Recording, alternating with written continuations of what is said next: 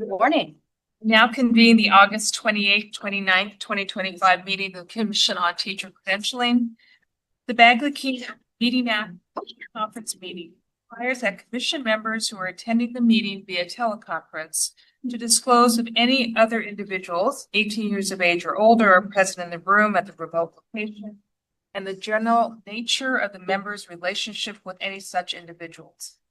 Are there any disclosures from members attending via Zoom? Commissioner Litt? No disclosures. Commissioner Pabry? No disclosures. Commissioner Martinez? No disclosures. Commissioner Cotton? No disclosures. Liaison Rodriguez? No disclosures. See all of you. Thank you. Commissioners who are participating via Zoom must be visible at all times on camera. Please log off Zoom if you need to leave the meeting and log back in when you're ready to join the meeting. If you experience broadband or internet connectivity problems while participating in the meeting, that would be remedied by joining without video. You must announce the reason for your non-appearance when you turn off your camera. We'll now take roll call. Recording Secretary, will you please call the roll? Danette Brown. Here. Catherine Williams Brown. Here. Okay, Cardenas. Present. Cheryl Cotton. Present. Cruz. Here. Christopher Davis. Present. Michael Dilatore. Present. Deborah Erickson. Present. Anna Marie Francois. Makita Grinnell Shire. Present. Bonnie Clark. Present. Ira Lett. Present. Ruben Mencius. Present. Monica Martinez. Here. Doreen Powell. Present. Liz Simmons. Here. Wang Yuzoff. We have a quorum. Commissioner Davis, would you lead us in the Pledge of Allegiance?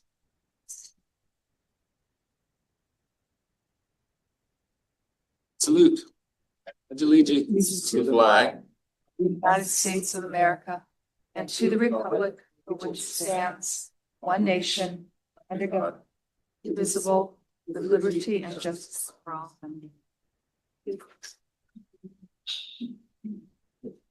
I'd like to remind everyone about the meeting procedures before we get to today's agenda. This meeting is being conducted at the Commission office and via teleconference. We have commissioners participating from the Commission building and also via Zoom. The public has the option to attend the general session of the meeting of the Commission office or participate remotely through Zoom webcast or US toll-free phone number. The meeting room technology includes built-in microphones, speakers, cameras, and monitors. Please note the ceiling microphones are always on and will pick up everything that is said at all times. So please be aware that anything that is said in this room will be captured on the archived recording of the meeting. Therefore, side conversations should be kept to a minimum, if at all, while in this room. Members that are participating by Zoom or are connected to the Zoom meeting, please mute your laptop speakers, microphones, and mute yourselves on the Zoom video. Commissioners attending the meeting via Zoom that would like to speak, please use the raise hand feature in Zoom. Because this is a hybrid meeting, we will need to conduct each vote by roll call. We would like to ask the members of the public who attend the meeting via Zoom and would like to make public comment to check their Zoom identification. Zoom identification is the name used when logging into the meeting. It is important that the Zoom identification is accurate so we can call on you appropriately during public. Next, we will cover the public comment procedures. The committee chair will announce when the public comment period is open during the presentation of the agenda item and ask for anyone who wishes to comment to notify the meeting moderator. Individuals who attend the meeting at the Commission office will need to submit a request to address the Commission card to the meeting moderator. The moderator will notify the individual when it is their turn to speak. At that time, the individual will be able to approach the podium and share their comments. Individuals who join the meeting via the Zoom webcast will need to click on the raised hand icon to inform the meeting moderator that they would like to speak on the item. The moderator will notify the individual when it is their turn to speak by calling their Zoom ID. At that time, the individual will be prompted to unmute their microphone and will be able to share their comment. The Zoom ID name used by the members of the public to join the Zoom meeting will be displayed to the public when the individual provides public comment. Individuals who join the meeting through the U.S. toll-free number will need to press *9 on their phone to inform the meeting moderator that they would like to speak on the item. The moderator will notify the individual it's their turn to speak by calling their phone number and will allow them to unmute their telephone. At that time, the individual will be prompted to press *6 and will be able to share their comments. Please note only a partial phone number will be displayed to the public when the individual provides public comment. Public comment is limited to 2 minutes per speaker to speak on a particular agenda item. I ask that you keep your remarks brief and focused on the particular item you are speaking to. Please note this meeting is being recorded. After the meeting, the archived audio and video will be available via the Commission's website. Item 1A is the approval of June 2025 minutes. We will now open for public comment. Public comments are limited to 2 minutes per speaker. Recording Secretary, are there any public comments? There are no public comments. Thank you. Public comment period for this item is now closed. We will need to make 2 separate motions to approve the ad hoc committee and regular session minutes. I would like to remind everyone that only those who served on each committee can make and second the motion to approve the committee minutes. First, do I have a motion from a member of the ad hoc committee to approve the June 2025 ad hoc committee minutes? As a reminder, the ad hoc committee members are Jose Cardenas, Anna Marie Francois, and Ruben Mancias. Thank you. I have a first and a second. A first by Commissioner Cardenas and a second by Ruben Mancias. Any discussion? Will the recording secretary please call for the vote? Jose Cardenas. Aye. Ruben Mancias. Aye. Motion carried. I have a motion to approve the commission meeting minutes. Thank you, Commissioner Davis. I have a second. Commissioner Brown. Thank you. Any discussion? Yes, please. Thank you. I just wanted to voice, I think, I haven't heard it said in a while, but just, I'm always impressed by the quality of the minutes and just how well they capture our meeting. So I just wanted to say thank you to staff because I know they work really hard and our minutes are always so well done. So Good for that acknowledgement. Shout out. Will the recording secretary please call for a vote? Each member please respond with aye, nay, or abstain. Annette Brown. Aye. Jose Cardenas. Aye. Cheryl Compton. Aye. Okay. Christopher Davis. Aye. Michael De La Torre. Aye. Peter Quino Shire. Aye. Bonnie Clark. Aye. Relet. Aye. Ruben Mancias. Aye. Martinez. Aye. Aye. Motion carries. Thank you. The next item is 1B, approval of the August 2025 agenda, and we have an insert for agenda item 1C. As a reminder, I'd like to start the executive committee no later than 10, please. So commissioners, please keep that in mind during our reports. We will now open for public comment. Public comments are limited to 2 minutes per speaker. Recording secretary, are there any public comments? There are no public comments. The public comment period for this item is now closed. Commissioners, do I have a motion to approve the August 2025 commission meeting agenda? Commissioner Davis, is there a second? Commissioner Klatt, thank you. Any discussion? Okay. Will the recording secretary please call for the vote? Each member please respond with aye, nay, or abstain. Annette Brown. Aye. Jose Cardenas. Aye. Cheryl Compton. Aye. Juan Cruz. Aye. Christopher Davis. Aye. Michael De La Torre. Aye. Peter Quino Shire. Aye. Bonnie Clark. Aye. Relet. Aye. Mancias. Aye. Martinez. Aye. David Simmons. Aye. Motion carries. Thank you.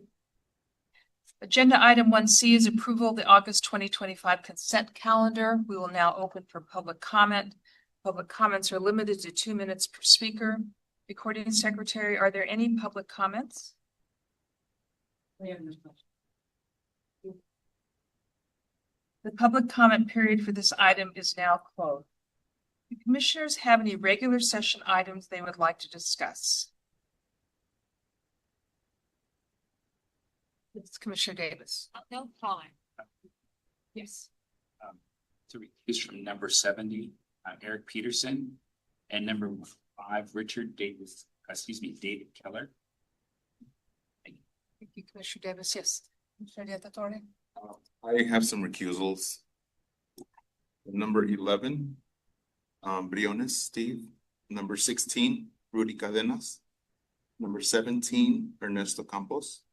Number 32, Tamara Erickson. Number 39, Humberto Ferlin. Number 41, Marco Godinez. Number 49, Matthew Julian. Number 54, Jose Angel Manaiza Jr. 59, Eric Mestanza. Number 60, Mark Middlebrook. Number 62, Derek Morales. Number 68, Owens Marquez. Number 73, Ruani Revelorio. Number 75, Leanne Rolak. Number 76, Salvador Sanchez Ruiz. Number 79, Terrence Schoenig. Number 84, Lori Stanley. Number 86, Daniel Stowell. Number 89, Edward Villarreal.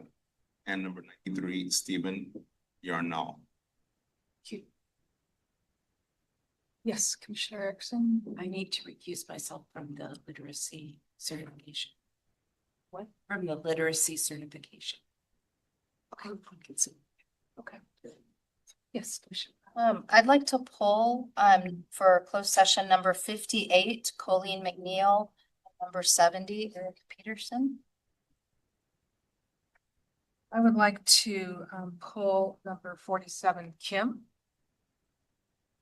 And number 53, Lucas.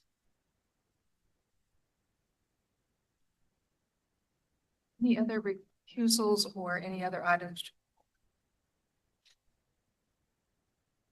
Thank you.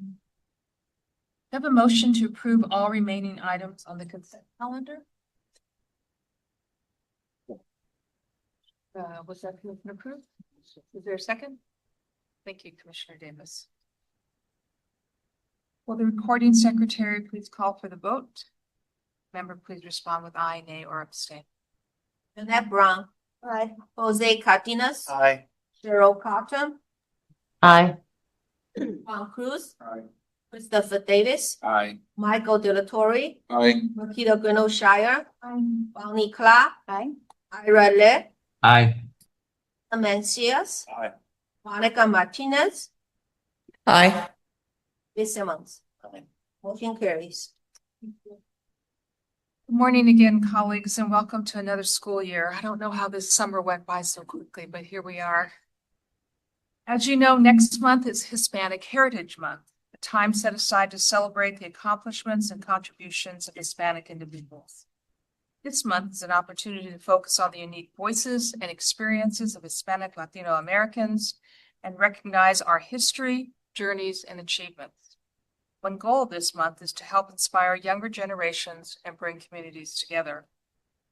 How ironic and tragic is it then that while we have a national holiday to celebrate our Hispanic brothers and sisters, immigration rates continue to escalate, causing irreparable harm to children, their families, and communities. I know we've all read the horrific descriptions of children and youth being detained while walking to school. The nation, how in the world have we come to this point?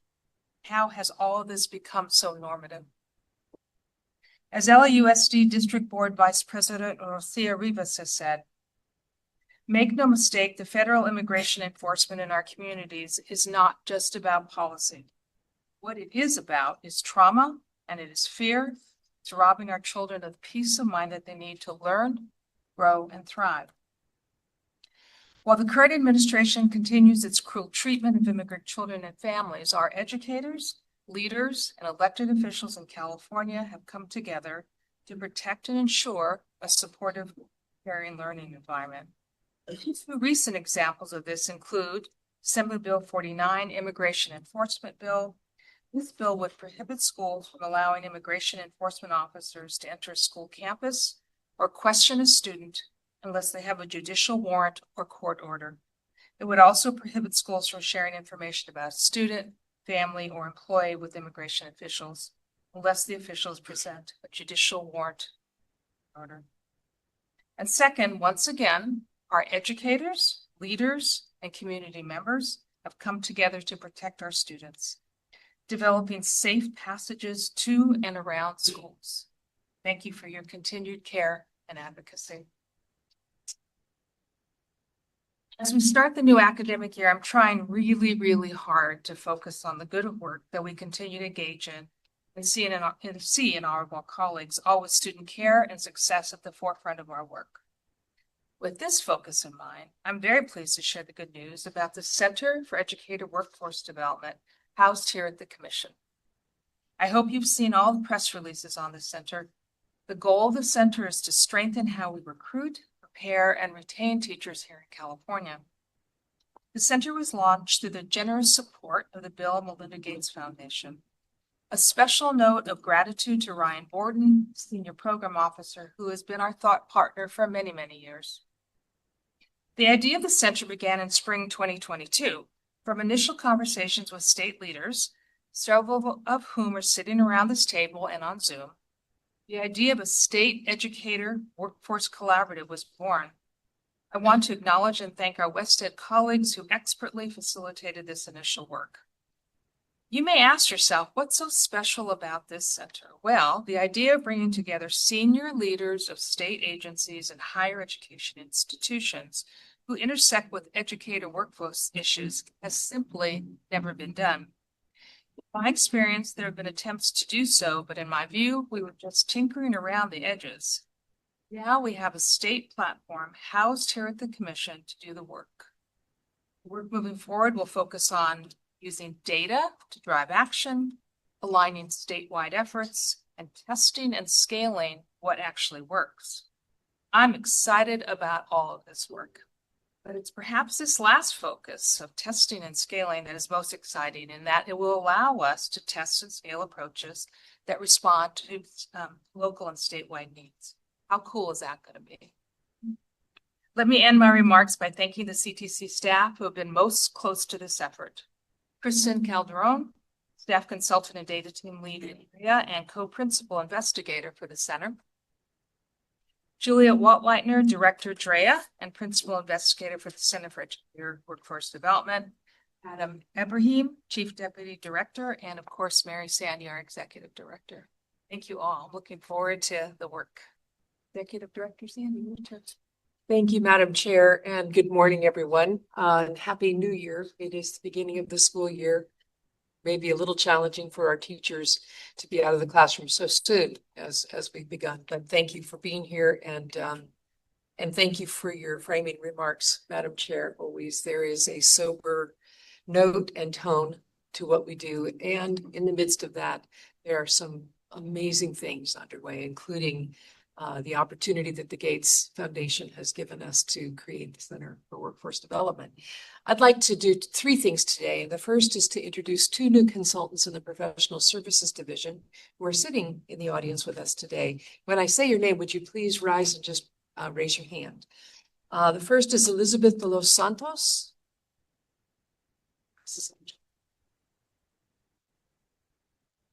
The second is Kiyomi Meeker. A little bit of background on them, as I usually do. Elizabeth was previously with the University of Nevada, Reno, where she was a faculty member in secondary education. She was engaged in research, teaching, and service.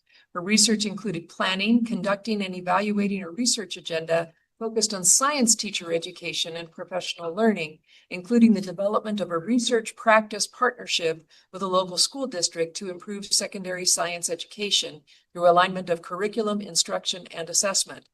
In her teaching role, she advised graduate students regarding program requirements and state policies related to educator licensing, as well as teaching undergraduate and graduate courses for programs in secondary education, elementary education, and the PhD program in education. Her service included serving the college and university through secondary education program development and evaluation and committee membership, service to local and state educational agencies, and service to the profession through reviewing educational research articles and conference presentations. Elizabeth has 11 years of secondary science classroom teaching experience in Maryland and in California. We're delighted to welcome Elizabeth de los Santos to join our Professional Services Division team.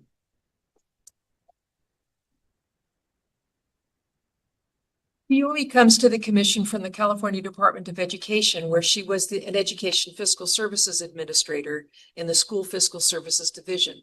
In that role at the department, she was responsible for providing direction to staff in the Principal Apportionment Policy section to ensure the accurate and timely apportionment of state aid to LEAs for programs within the Principal Apportionment, the largest program being the Local Control Funding Formula. She has experience developing funding proposals, reviewing proposed legislation, and providing technical assistance to Department of Finance, legislative committees, the legislative analyst, and local education agencies regarding state funding and the local control funding formula issues.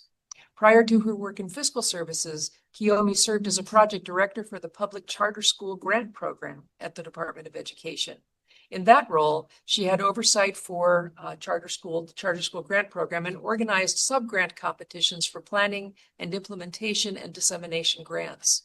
She was responsible for recruiting and training peer reviewers and to review sub-grant applications.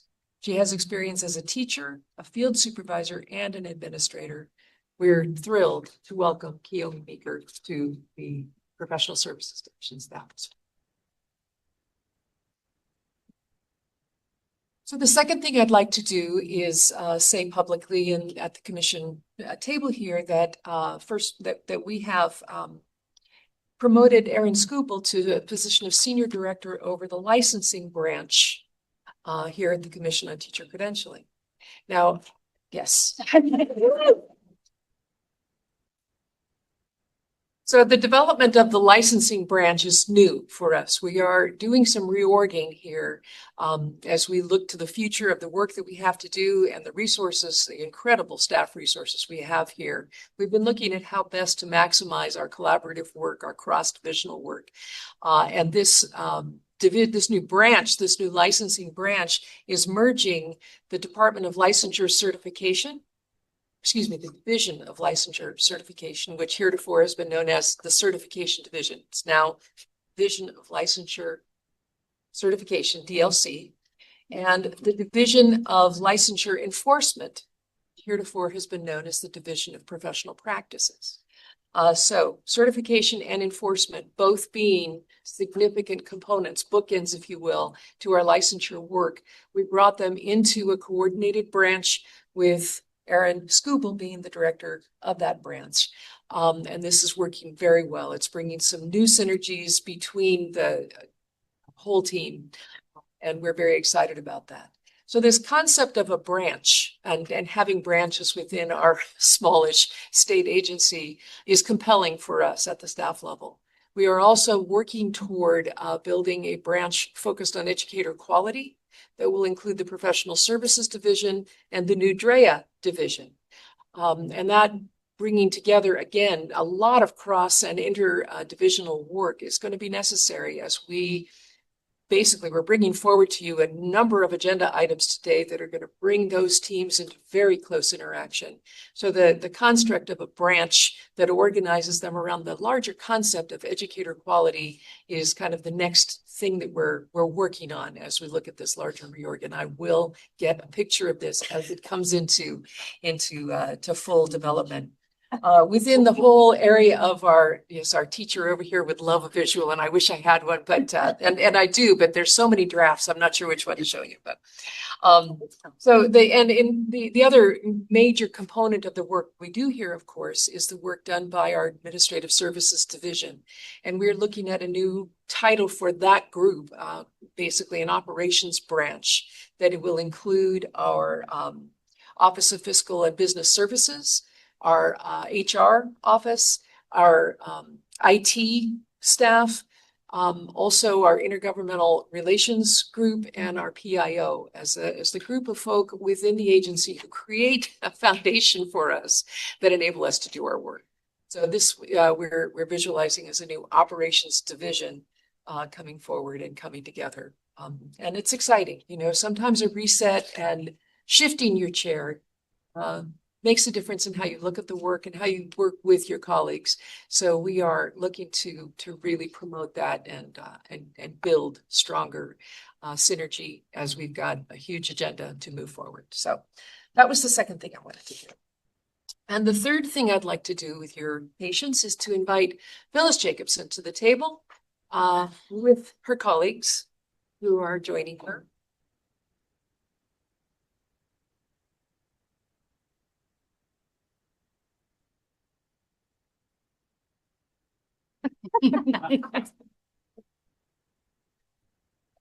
Phyllis and her entourage. And her entourage. Has her peeps. While we're talking about synergy, this, my friends and colleagues and commissioners, is the Professional Services Division leadership team and an amazing group of thoughtful people they are. And Phyllis has decided to retire from the commission. And this is a big moment after 30 years of my work with you. It's a very big moment for me. So let me just say that. I first met Phyllis in 1992 when I was a new consultant here at the commission in charge of the paraprofessional teacher training program, which is the predecessor to the classified teacher grant program. Phyllis, among other things, was a grant writer for the Lodi Unified School District. And I didn't know her at the beginning, but by the end of that first year, I surely did. So she had submitted a grant proposal for a grant at Lodi. And as often the case, we had far many more applications than we had funding to go around.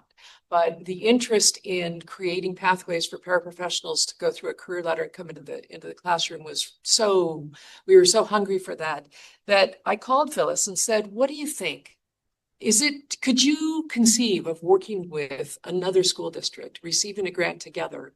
And even though that district is probably 200 miles away from Lodi, and this is 1992, mind you, so our internet communications were not quite as robust as they are today. And that's when I first encountered the innovative, thoughtful problem solver who is Phyllis Jacobson. Because her first answer was, yes, I think that would be really interesting. I think there might be some possibilities here. I'd be very interested in doing that. And she could have said that just so she would get the grant, but that's not Phyllis. That's not Phyllis. You give Phyllis an interesting problem to solve, and she is in it. She is on it. She gives up sleep and meals to get to the bottom of an issue. And we have to feed her to keep her blood sugar up. So she keeps going. She has brought that, and she came to the commission in 1998 and joined us on staff here and has played numerous roles for us and has been a significant contributor to every big thing we've done in the professional services and policy area around educator preparation. She has a bachelor's degree from Tufts University in world language, which has been one of her persistent loves, world languages. She worked with the California Subject Matter Project's world languages group for many, many years and is just well known in that community for the focus on promoting and advancing access to language. She holds a master's degree in linguistics from Indiana University and a doctorate in educational research and evaluation from UCLA. Dr. Phyllis Jacobson has done many, many things with us. And I just like to do a quick highlight of some of the many, many contributions that she's made here. Back in the late 90s, just as she was coming on board, we had finished our work on the Senate Bill 2042 review of all things credentialing and written new standards and built new policy with the legislature for performance assessments and all of these things. And Phyllis came in and wrote a successful $12 million grant, federal grant, to get us started on all of this development work, organizing field seminars across the state and convenings to really bring the field together to take in what is 2042 and what are all of our opportunities and obligations in undertaking it. That's just one of the many grants that she successfully wrote for the commission. I didn't use my adding machine, but I think it is equal to or greater than $20 million that she brought into the state. It's greater than 20 that she's brought into the commission to help us be effective partners in myriad ways. Especially I'd say in the early childhood space. Phyllis and I worked in the 1990s around on the first, implementation of some of the work we did when we changed the child development permit structure, created a career ladder, did multiple things there. You've been a partner in that, even though you weren't on staff till 1998. She led the first or the next group that we put in place to update that permit structure in 2017 or so. She did significant work in structuring, developing the performance expectations for that permit and bringing them into some parallel play with what we do with every other credential in the commission's work. And she's played a significant role in building and getting us to having a pre-K to 3 teaching credential. So early childhood education has been a space where Phyllis has been a contributor and a valued thought partner to multiple different organizations in the state on behalf of the commission. She was our resource and we gave her to the field, and it's been a great collaboration and very significant. Additional funding brought in there to support work we were trying to do through the professional development grant renewal that came through the Department of Education, also working with a number of higher education institutions as they were looking to implement the PK to 3 credential. She served as the examinations administrator. She also served as the grants administrator for the professional services division and brought, significant thought work to that significant set of work that we are responsible for here. I've got 4 pages, and I think that in the interests of time, I simply want to say, Phyllis, it has been a joy and a pleasure and a pain in the neck. And you know it because I've been the pain in your neck and you've been the pain in mine. But our partnership for 30 years in this work has been a very important part of the development. My understanding, I think of your understanding of what we're doing and why we're doing it. And I have valued the professionalism you bring, the innovation.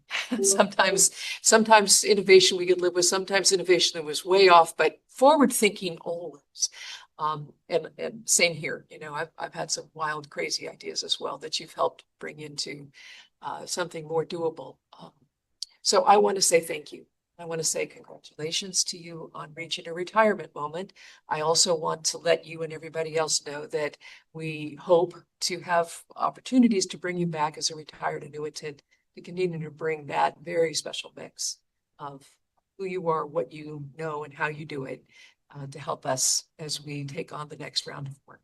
So, Am I allowed to say just a few? yes, you are. I know the time is short. Okay. When I came to the commission, it was not an accident. It's not a happenstance. It was a calculated move on my part because I had been familiar with the work the commission was doing, how innovative it was, how exciting it was. Back in the day, we didn't have beginning teacher support and assessment. We barely had anything resembling a career ladder for people who were seeking to get credentialed or to gain a foothold in the education world. But you at the time were forward thinking. And I knew people like Mary and the caliber of people like that. And I said to myself, that's where I want to work. I want to be here on the cutting edge of what's happening in education for students and teachers. And I want to see what I can contribute to this mix because that's where the action is. It did take me 1.5 years to convince the commission that you wanted to hire me, however. Once I got here, it's just been an amazing journey. And I have to thank all of you and my colleagues over the years, the present ones and the ones who retired before me, for giving me that opportunity to shine and to make a contribution in my own way. And I hope, as Mary says, that it's not the end. This is still the work that I'm passionate about. And I just wanted to thank all of you for that chance.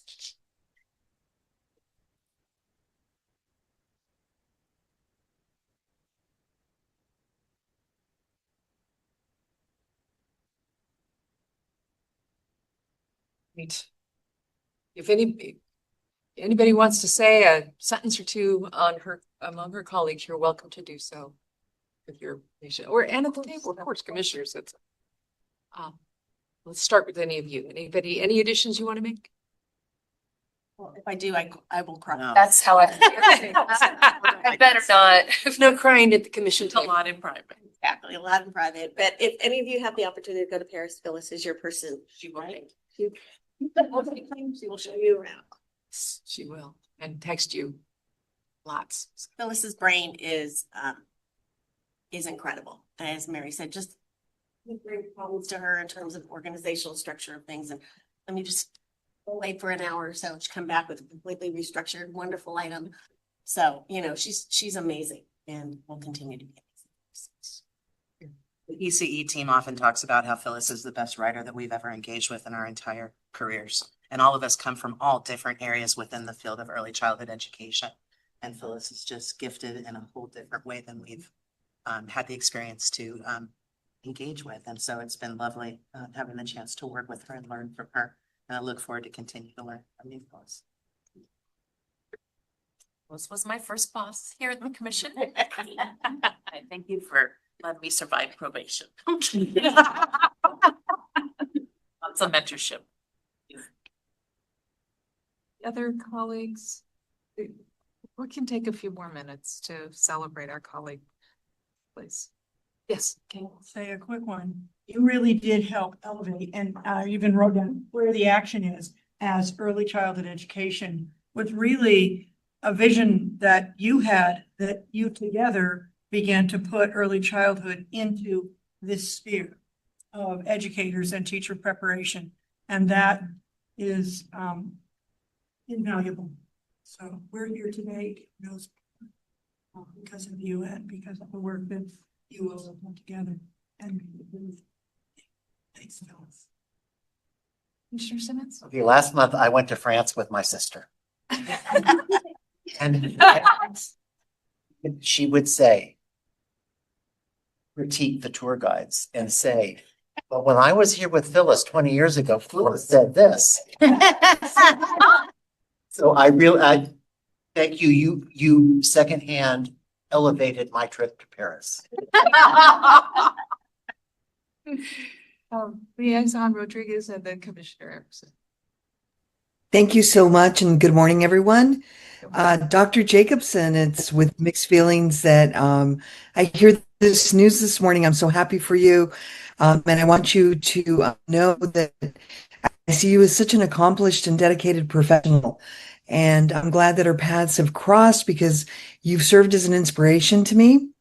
And to my niece as well, someone whom you may never meet, but I talk to her about you all the time. She is a linguist as yourself, and I will try very hard. Je vous souhaite plein de bonheur pour votre retrait et j'espère que nos chemins croiseront à Paris. Bon voyage. Madame, moi aussi, merci beaucoup pour ces sentiments. Oh, I love that. Thank you. Yes, Commissioner. As a brand new principal, way back in the day, Dr. Jacobson wrote the grant for our first preschool at Oakwood School in Lodi Unified. So Phyllis, your work has been outstanding, and I've loved following your trajectory and all the things you've done with Neil and with the commission. So thank you for your work on behalf of the children across California. Thank you for the opportunity. That's all I ever wanted, was that opportunity to serve. And by the way, you could be proud because that grant that you're referring to, which I've almost forgotten about, was the very first ever federally funded migrant preschool grant in the entire state. Well, colleagues, your deep content knowledge, Phyllis, your dedication to the children and educators in California will be missed. But as Mary said, there will be opportunities for you to continue to contribute. So on behalf of all the commissioners, I want to congratulate you. job well done. As I told you in the restroom, only do what you want to do as a retired person. Congratulations.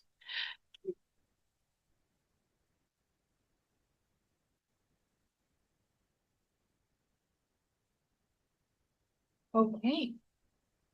Go back to your seats now.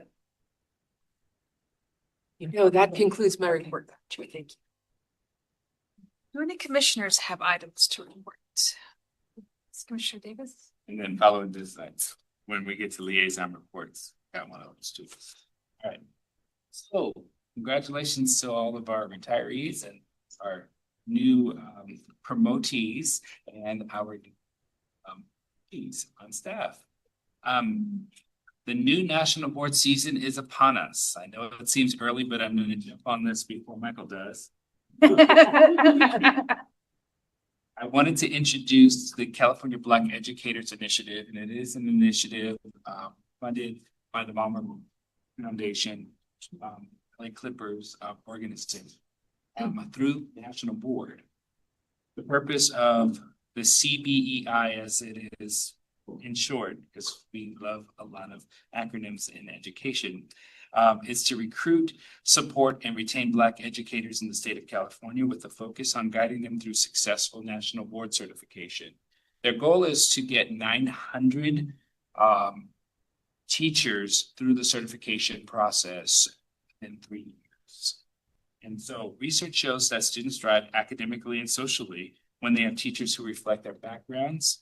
Yet Black educators, especially those with national board certifications, remain critically underrepresented in California classrooms.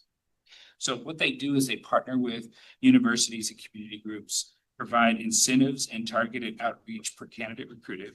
They offer mentorship, professional development training, and peer support from recruitment to certification.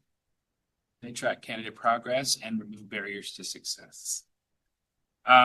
We're growing a strong, diverse pipeline of accomplished educators of over 200 Black educators so far, who are engaged with and or submitted at least one component last year.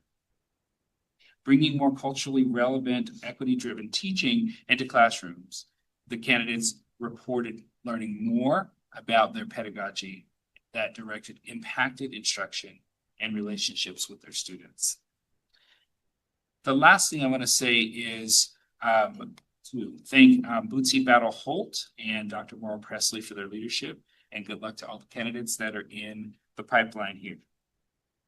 The other process, and I'm looking at Michael again, the CTA NEA grant program in partnership with the National Board Resource Center at Stanford is also beginning its season. We have a longer than ever wait list, thanks to the state incentives that we've talked about many times around this table. I want to thank Alyssa Fong, Silver White, and Agnes Zapata for their leadership in that. Shifting gears a little bit, I was able to visit a child development center last week, and I visited Paula's Child Care Center in Los Baños, California. I was at her daughter's 25th birthday. I didn't know it was going to be a visit, but it was a visit all the same.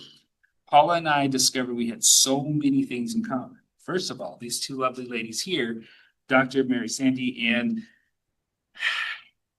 Chair Grinnellshire, because I was starstruck. First of all, I had never seen a child development permit before. Your signatures are on it. and while that doesn't seem like a big deal, Paula was fangirling over the fact that I knew you. And I can tell you that there are lots of very humble ladies in a union of child development providers who thank God and you too every day, along with the governor of California and the folks around this table, for the opportunity that they have to have the center and have an economic pipeline to success. And a lot of the ladies are either single, lost their husbands, or are single income earning folks. And they said, because you all are ladies, that you would probably understand this most, that they pointed to different things in this house and said, that was bought with child development. My truck was bought with child development. It was a sense of pride there. And they told me, and I say they because several other providers came to this celebration and I had like just meeting nice people. Oh wait, he's a commissioner, you know, and so we all got in this conversation and they wanted me to thank you too, especially, and say that they pray for you all a lot. And everyone around this table, because you all are doing great work with the explanations of the P3 credential, for example. They said that they have had these deliberations around their tables at their union meetings. And they do understand the need for that P3 credential and how it does not necessarily infringe upon their businesses, because that was a big concern that we had talked about before, but that it has created a different opportunity for them to develop children to a particular age, whereas 4-year-olds, some of them, go into preschool programs at P3 schools. And Kate, this morning at breakfast, was able to really articulate how that process works with the different age groups. I appreciate that because I didn't quite understand how that whole transition thing, yeah. So it was good. Appreciate that. And let's see. I want to make sure I didn't miss any. So the stories of gratitude just kept coming out of these nice folks. And there are 2 children that Paula has, and they both have child development permits as well. Your signatures on both of those. And our former chair, Tina Sloan, is on hers. So I just said, well, who's that? And I had to, the fine print that's there. So it was great. And I appreciated that experience. And again, thank you to both of you, to everyone here on behalf of her preschool class. Thank you. Commissioner Davis, for lifting up the voices of those new members of our workforce. Thank you all of our people, as Christopher said, for the work we've done. Area. Any other commissioners? Yes, Commissioner Randall. Of course, I have a few things. I always do. This is really more of a shout out about how early childhood education really is coming into view. So having this, having Dr. Jacobson come up and really listen to that is terrific. I think we're really looking at now sort of uniting these teacher preparation systems that are elevating not only the work in people's eyes, but in people's paychecks as well. And that's really important.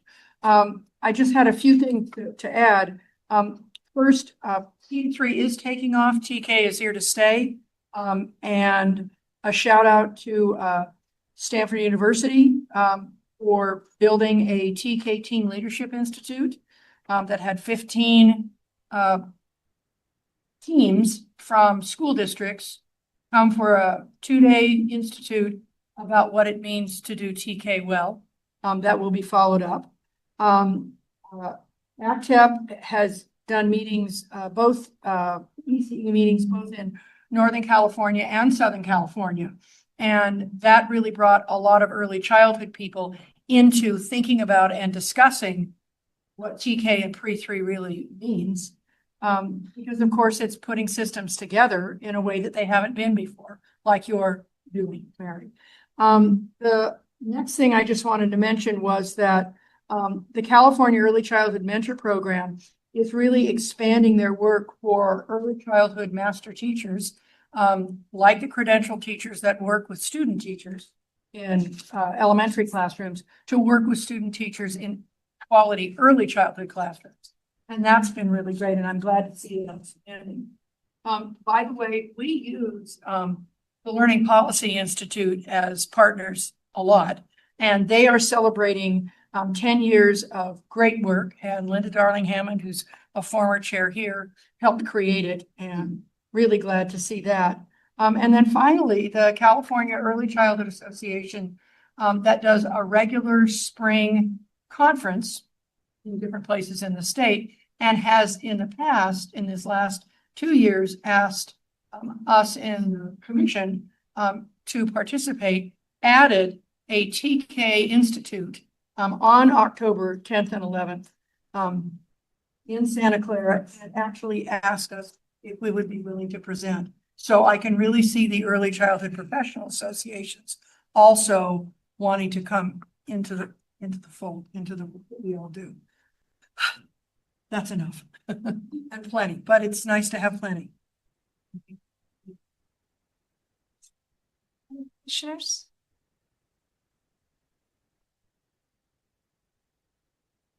Commissioner Khan. Superintendent Khan. Oh, I love the way that sounds. Thank you. Good morning, Chair and fellow commissioners. I do have updates to share with you regarding California Department of Education's initiatives and activities. But first, I want to say happy back to school as both the superintendent, but also as back into my doctoral program. So I'm back in school as well. So we are all learners here.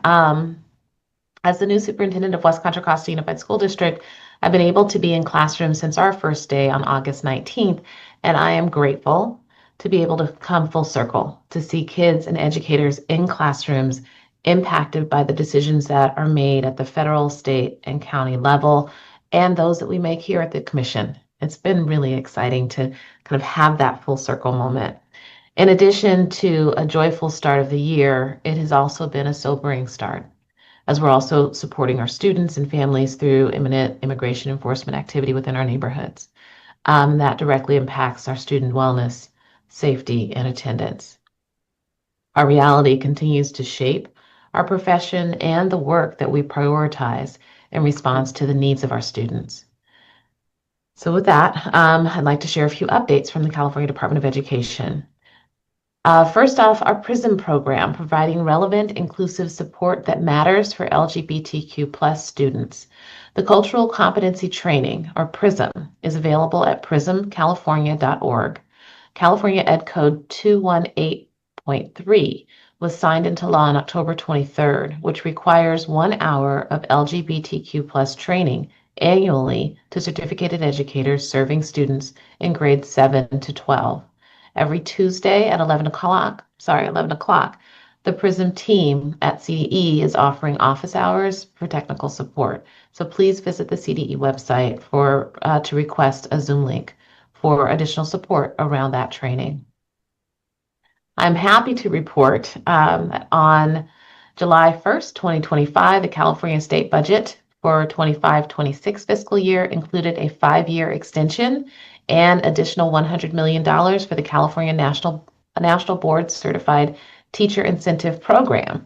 This program is designed to retain National Board Certified teachers in high priority schools, which are defined as schools with 55% or more of its pupils or students classified as English learners, foster youth, and eligible for free or reduced price lunch meals. The program awards incentive grants of up to $25,000 paid in $5,000 installments to any teacher who has attained National Board Certification and commits to teaching in a high priority school for 5 years. The program also awards subsidies of $2,500 to teachers at high priority schools who initiate the National Board Certification process. Additionally, the grant program, now operated by the California Department of Education's Teacher and Leader Policy Office, will be transferred to the California Commission on Teacher Credentialing by July 1st, 2027. And this process will begin with planning sessions, and we'll start planning actually this fall. For the 25-26 school year, the program will offer applications no later than November 1st of 2025. We have new guidance on reducing chronic absenteeism. California has made substantial progress in reduce chronic absenteeism since its concerning peak at 30% in the 2021-2022 school year. Since that time, robust and sustained efforts to re-engage families has significantly lowered the rate and have reduced chronic absenteeism to 20.4% in the 23-24 school year.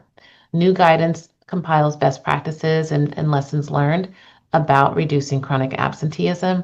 To access this information, please visit CDE's Attendance Guide webpage. And then finally, funding to support our schools. California recently received nearly $1 billion in previously impounded federal education funds. So thank you to our State Superintendent of Public Instruction for your advocacy, along with our governor, along with our Attorney General.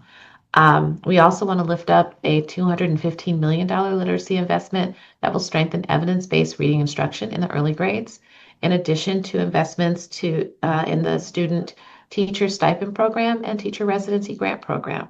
So we are moving forward. I just want to say thank you to all. This concludes my report. Thank you. Other commissioners? Commissioner Cardenas? Good morning, everybody. Everybody online, everybody here in person, thank you for being here. Thank you for being and staying committed.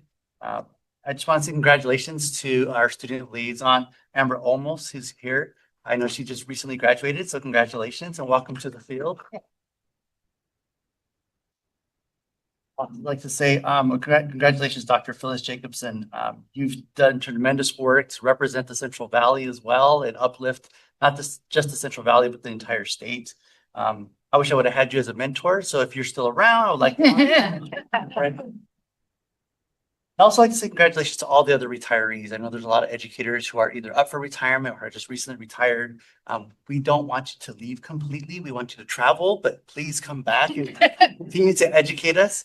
And also welcome to our new educators, all of the new educators that just joined the field, and our students in TK and K, and our recent graduates in higher education, and also in our K-12 system. Remember, this is an entire system, right? And it runs the spectrum, and we need to remember to have these moments of celebration, and to remember all the hard work that people have poured in. This is my 20th year in my district. And I only know that because my daughter was born when I started. And so it's always very uplifting to see how much has been overcome and how much we still can continue to innovate. And so with that said, I just want to say that we want to welcome our families, because I know our families are scared and have some reservations, but just want to welcome them. And one of the things that we did recently in our district is we had a parent empowerment day. It was 100 degrees plus, but parents showed up, right? We had food trucks, we had wellness booths, we had a ton of resources, and we had hundreds of families show up, from littles to bigs, our high school students. And it was a beautiful event, even though we were all pouring in sweat. It's just really beautiful to see our families out there. And another thing I got to do is I got to attend the ASCA National Conference in Long Beach. And when I was taking a run, I think I saw one of our staff members there, saw me running there. But the conference was Navigate and Innovate. And so what I challenge all of you is not only to help us navigate, but also to advocate for our students and families. It's really important that we think about our student wellness, because we can't ignore that there's real fears and concerns in our communities. We can't forget that, which means we need to continue to remember why we're in this work. Remember to take care of yourselves. And I know I often say that, and I actually practice it for myself, but also for our staff. I help train over 140 school counselors, and that's been our major focus this year with all of our educators, is their own wellness. As we continue just to pour into others, remember, as you shine the light on yourself, so you can also shine the light on others. I think it's very valuable and very important at this time. And just remember that, as Mary had mentioned, that we stay rooted, right? We stay rooted to our values. We stay rooted to our whys, but we continue to branch out and network and work together as a community. We can't do this alone.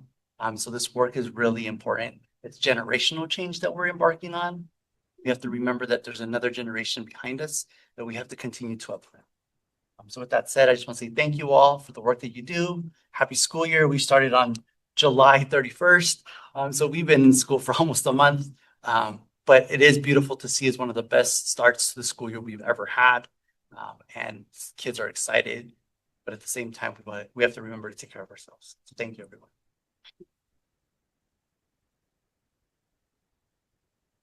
Any other commissioners before we move on to our liaisons? Right, do any liaisons have any comment? Yes. Commissioner Rodriguez, Liaison Rodriguez. Good morning. Thank you. Good morning again.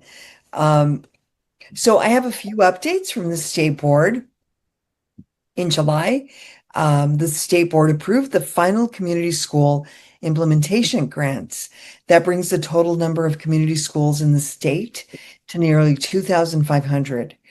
Early findings suggest that the community schools implementation decreases chronic absenteeism and addresses students' basic needs, both of which fuel increased access to instruction and student achievement.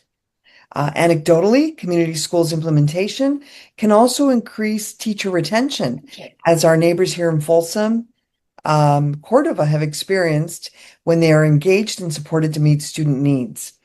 The board also approved changes to how teacher data is displayed on the California School Dashboard. Currently, LEA dashboards indicate the percentage of full-time equivalent teachers who are fully credentialed and properly assigned within the LEA. The board approved data to now be displayed at the school level on the school's dashboard page. Further work will be done this year to clarify teacher data terminology and explore the display of disparities within an LEA of students' access to fully credentialed and properly assigned teachers.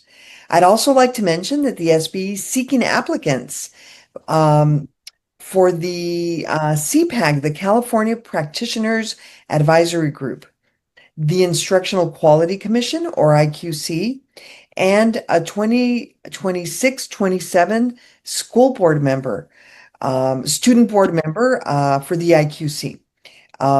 So if you know of a current junior, please ask them to look at the state board page and apply. And if you know somebody who may be interested for the IQC or the CPAG also, please encourage them to apply. The application deadline for all three is September 29th. And for more information, like I said, please look at the SBE or CDE web pages.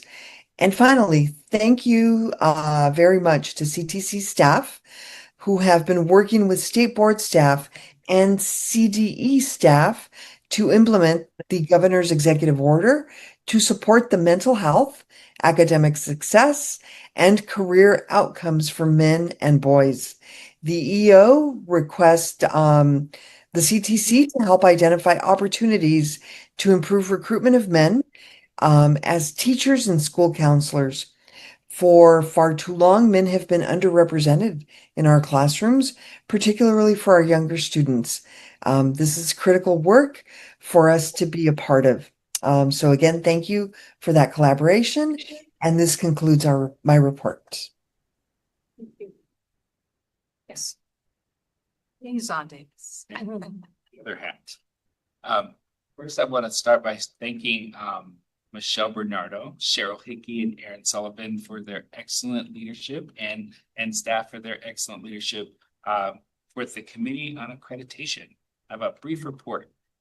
Congratulations to the newly elected chairs, Patrick McGee, who is continuing in this role, and new member, Jessica Bogdanovich. Also, congratulations to all the new members of the COA, Member Hall, Member Sykes, Member Bogdanovich, and Member Campbell. Congratulations and thank you for your service to outgoing members, Co-Chair Frelly, Chakowski, Taylor, and Member. Congratulations to our newest commission staff members in the Professional Services Division in Accreditation, Keone Beaker and Elizabeth Santos. Also, congratulations. See, this is a bunch of congratulations. So I figure we need congratulations again. Congratulations to Kern County Superintendent of Schools, who has been granted additional accreditation for their designated subjects career technical education program. Congratulations to the Sonoma State University, who has been granted initial accreditation for their multiple subject credential program, rural and high needs intern pathway. Congratulations to the Monterey County Office of Education with the change of status from accreditation with stipulations to accreditation without stipulations. It's a really big win for them.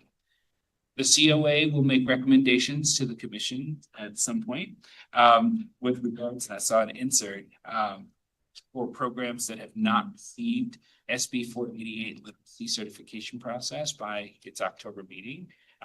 There were a number of reasons cited about why programs may not have yet certified, including summer break and staffing. Information. Thank you, Karen Mendoza, who reported that existing additional grant money is available from 3 grant programs. They are either available or will be funded to programs in the field, including math, reading, and literacy. Grant, residency grant, student teacher stipend program. I'm sure we'll hear more about them in depth soon. Thank you, Kara, for that report. Other announcements included the registration opening soon for the upcoming induction conference. That sounds very exciting, by the way. And that site visits for the COA are resuming this year at full force. Said full force. May the force be with us all. I know the staff is working really hard in this division, and I want to send good vibes and prayers for a successful accreditation year for you, because I know you all have a lot of catch-up work, so to speak, to do with all of those site visits. We had a couple of withdrawals. Conejo Valley Unified School District, only program institution. They have a program only, and the institution will then close as a program sponsor. And their teacher induction program that's closing, and that's going to be effective August 8th, 2025, and that's already used, but it happened. Loyola Marymount University Specialist Teaching California Teachers of English Learners, CTEL, that will be effective August 11th. And Madera County Superintendent of Schools Education Specialist Program added authorization for orthopedic impairment, also set close August 8th. Programs moving to inactive status include Newark Unified School District's induction program, San Diego County Office of Education Specialist and Authorization for Traumatic Brain Injury, and Sonoma State University's Reading and Literacy added authorization. That is my report. Thank you.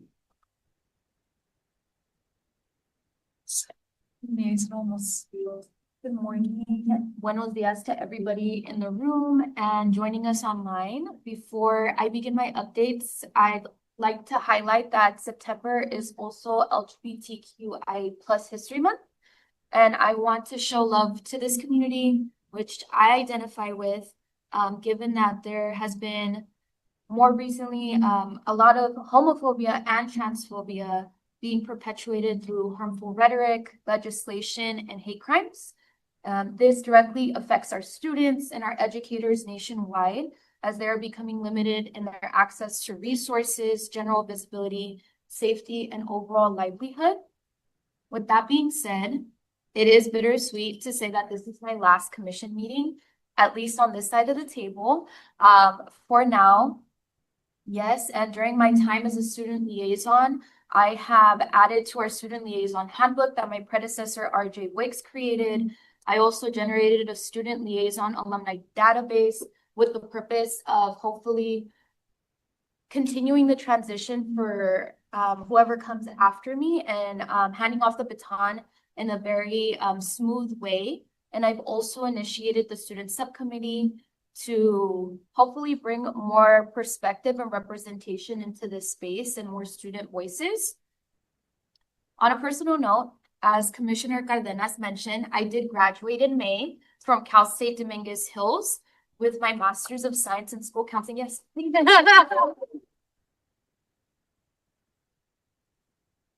Such a big feat. So I graduated with my Master's in School Counseling and also earned my PPS, my CWA, and a college counseling certificate. So I did everything under the sun that my program offered. I'm very proud of myself. And also, I am the first in my immediate and extended family to not only earn my bachelor's degree, but also my master's degree, a dream that my maternal grandmother envisioned for her grandchildren when she immigrated to the United States from Durango, Mexico in the 1970s. So very full circle moment for me and for my family generationally. I would also like to share that I am employed. Thank goodness. I was offered a faculty assignment at Los Angeles Harbor College, which is part of the Los Angeles Community College District in Southern California. Yes, shout out to us. I was offered the LGBTQI plus Pride Counselor and dual enrollment counselor positions. And for me, it is a full circle moment because as I complete my time here in the commission, I'm actually starting my new position next week. So this was my last official assignment as a graduate student. I overall would like to say that this experience has been one of the highlights of my graduate student career. It has been a true pleasure learning from you all through observations and conversations. I'm grateful for the welcoming and uplifting environment that you all have created for me. And this position has empowered me as a queer Chicana to continue pursuing leadership and advocacy roles to seek transformational change in my future endeavors as a counselor, as a professional, and overall just as a human being.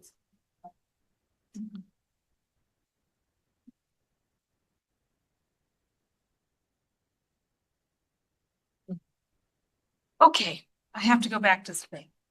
I now recess the general session and convene the executive committee. Agenda item 2A, we have one action item for us today. Agenda item 2A is the appointment of the Educator Preparation Student Liaison. The item is being presented by Haju Terrio. Ms. Terrio, please begin. Good morning, Commissioners. The Commission's policy manuals allows the Executive Committee to appoint an educator preparation student to serve as a liaison to the Commission. An announcement for applications for the 2025 and the 2026 term was sent by email to the deans and the directors of preparation programs over several weeks, and the information was also posted on the Commission's website. The final filing date to submit applications was July 31st, 2025. Staff worked with Commissioners Davis, Clark, and Martinez to screen applications and interview candidates. The panel interviewed 3 applicants via Zoom, and the essay of interest for each finalist is included in the agenda item. If there are no questions for staff, I would like to let the panel provide additional information on the interviews and to give their recommendation to the executive committee. Commissioners Davis, Cloud, and Martinez, would you like to share thoughts, recommendations, please? Yes. Well, first of all, I just want to say thank you to all of the applicants, including the 3 we had the opportunity to interview, for their willingness and just their passion to serve students and to serve in this role at the same time. And I think this is a good segue from what we just heard from our current commissioner, is just a thank you to again, their willingness to join the profession and serve. And what for me was clear in reading all of the applicants and talking to the 3 that we interviewed was just the multitude of pathways that people are using to come to this profession. And it just reminded me of how important it is for us here to keep that in mind and to think about all the different routes and barriers that might be there and what we can do to eliminate those barriers at the same time we hold up high standards. And it was clear that all of our applicants definitely were coming to us with experience and interest that it was difficult to choose. They all had so much to offer and in such different ways. I really enjoyed speaking to all 3 candidates. I think the candidate that we want to recommend had a clear interest in inquiry and data and an interest in data and using data to look at challenges and try to solve them methodically. And he also had a commitment to reaching out to other candidates as well and making sure that he was representing the voice of a wide variety of candidates. So I know the other 2 commissioners who are on the panel might have other things to say, but again, just huge thank you to Amber for your year of service here and for helping tee up and set a bar for our future student liaison. Thank you to everyone who applied. So anyone else would like to chime in? I'll chime in. Our 3 finalists, Jasmine, Concha, Will Spencer, and Joseph Morrison. They all were kind of equally yoked on their applications. Their essays were dynamic in ways. And I think we are fortunate to have all three of these folks entering our profession. Regardless of whether or not they sit around this table, they are going to be the wonderful teachers, wonderful counselors, wonderful folks, practitioners in our schools in California. And they're all very well spoken, very well poised. They were just phenomenal interviews. It was a very difficult decision to make that what we deliberated. So it's a really good process. And again, I'm in agreement with Commissioner Klein. There was a particular candidate that sort of bubbled top for me as well. Hi, I'll just chime in real quickly. I just appreciated the candidates' preparedness and readiness and understanding of the role of the commission and understanding of the role of a liaison. And I know it's going to be a hard act to follow from all the other liaisons we've had who are amazing, and appreciate the comments just made by our current liaison. But I also want to thank Rhonda and Haiju for preparing us, making sure we had the proper paperwork, and that we were able to conduct the interview so efficiently as a result. And to chime in with Chris and Bonnie, just the interest was amazing, and I'm glad to see so many teacher candidates wanting to take on this role. So it was a pleasure to meet with them, and thanks to everyone who made this happen. And this person will have big shoes to fill, but appreciate the readiness and know that he'll be ready to do it. Thank you to all three commissioners who are willing to serve on this subcommittee. Appreciate your service. We will now open for public comment. If there are members of the public that would like to give a presentation, please notify the meeting moderator by submitting a request card to the recording secretary or clicking on the raised hand icon if participating through Zoom, or pressing *9 if participating by phone. Recording secretary, are there any public comments? There are no public comments. Thank you. The public comment period for this item is now closed. All commissioners are welcome to participate, but only an executive committee member can make a motion and vote on this. This note, do commissioners have any questions or comments on this item? We needed the commissioners to nominate candidates who guys pick before they voting. Okay. Missed that one. Do I have a motion to appoint? My script is blank.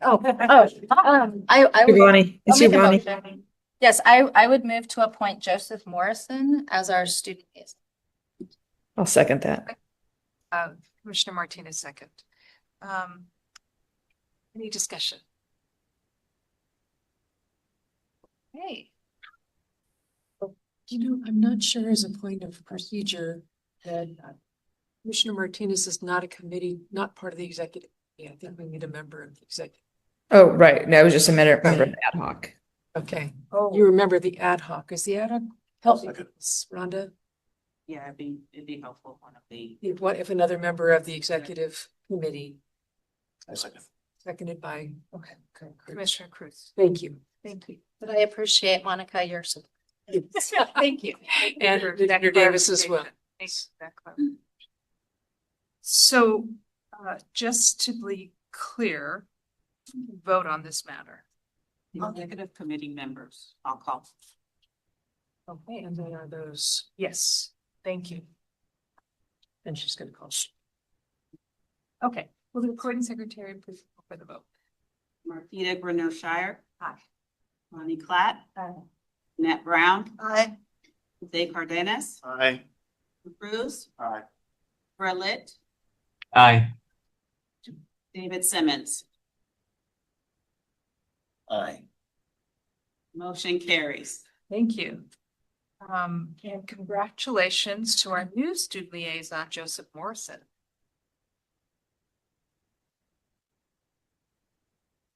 We look forward to welcoming him, and bittersweet. I want to thank our current student liaison, almost for her service, passion, and your dedication to the work around this table, and also excited to see what happens next. And there's an EDD program right around the corner for you at Cal State Long Beach if you are interested in the next part of your journey. And I'm happy to make an introduction to the director of that program when you are ready. Let's talk. Let's talk. Please stay in touch, and we wish you the very, very best. I know your family's so proud of you.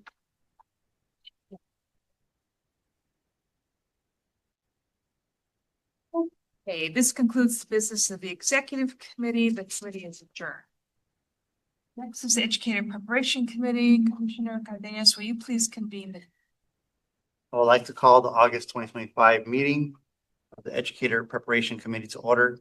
We have 8 items on the agenda. 3 are scheduled for today. The remaining 5 items are scheduled for tomorrow.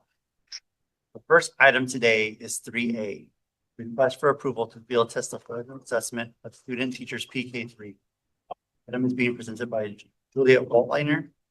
Joining her are Lindsay Meeker, Heather Horsley, Susie Brandel from the California State University, Fresno. This is an action item. Dr. Waltliner, would you please begin? Good morning. Morning. Morning.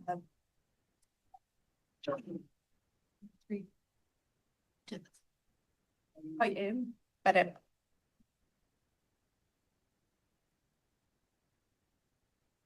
Can't share.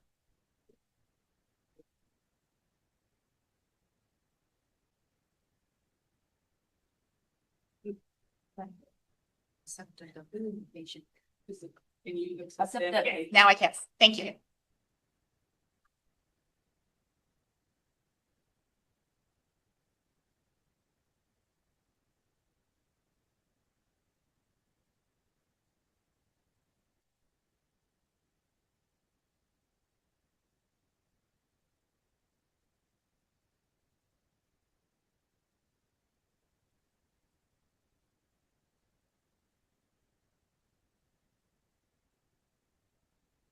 All right, there we are. Good morning, everyone. So item 3A is the request for the approval to field test the Fresno assessment of student teacher passed for PK3. And so I'm joined today by representatives from Fresno State, Dr. Lindsay Meeker, Assistant Professor in Early Childhood Education, Dr. Heather Horsley, an Associate Professor in Early Childhood Education and the Residency Coordinator, and Susie Brandel, a Lecturer and the FAST Coordinator. And our agenda for this item, go over some background about teaching performance assessments. Fresno State representatives will talk about the development of FAST for PK3. I will then discuss how we have found the FAST to align with the performance assessment design standards. I will then bring forth the request for a waiver for candidates who will be involved in this field test and the final recommendation. Actually, we'll begin with that recommendation just so you have that in your mind as we go through the item. What we're asking for today is for you to approve the FAST PK3 for field testing in 2025-26 with enrolled PK3 candidates at Fresno State. We're also asking for you to approve the request from Fresno State to waive the teaching performance assessment requirement for those currently enrolled PK3 candidates, and to approve the field test participant passing rate or passing score as a minimum of 2 points on each rubric of both the site visitation project and the teaching sample project. We'll talk more about all of those as we go through the item. So with that, just a reminder of some of the background on teaching performance assessments. As you know, Education Code sections 44320.2 and 44259B3 establish the requirements that candidates must successfully complete a teaching performance assessment along with their coursework and clinical practice in order to be recommended for a clinical or for a preliminary credential. And the TPA measures candidates' ability to plan, teach and assess, reflect, and apply in alignment with credential-specific TPEs. There are currently 3 commission-approved models of the TPA. That's the Cal TPA, owned by the commission, Ed TPA, owned operated by Evaluation Systems, and the Fresno Assessment of Student Teachers, approved for use at Fresno State, administered by Fresno State. And so that has been approved for the other credential areas, but not yet for PK3. And again, a reminder that the Humro report done in 2019 did establish comparability among all three models. And with that, I will turn it over to representatives from Fresno State.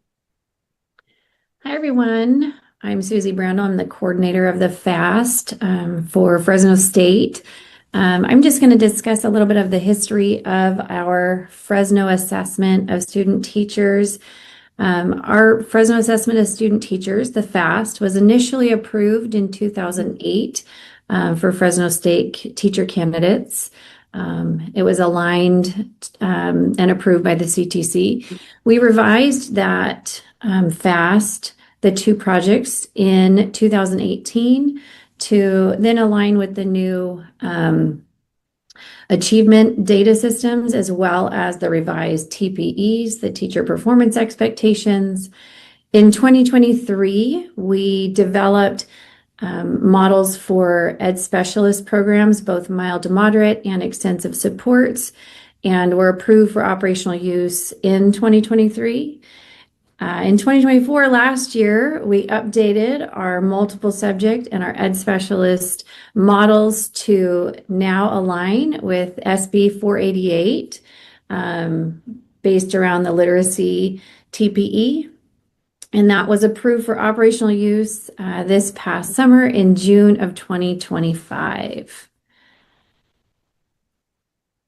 So the structure of our assessment is two projects that are embedded in our program: the site visitation project, which we call the SVP, and the teaching sample project, which we call the TSP. Our SVP is completed during their first semester of clinical practice. It includes planning, assessing their students, teaching that planned out lesson, and then reflecting on both the student's progress and their own progress as an instructor. We assess that on 3 task-specific rubrics. And then our teaching sample project is completed during their final student teaching, their clinical practice during their final semester. And this includes collecting data on students, planning and implementing both assessing and lessons for a unit of study. They collect and analyze that data and then reflect on those results. The teaching sample project has 7 task-specific rubrics that we assess our student teachers on.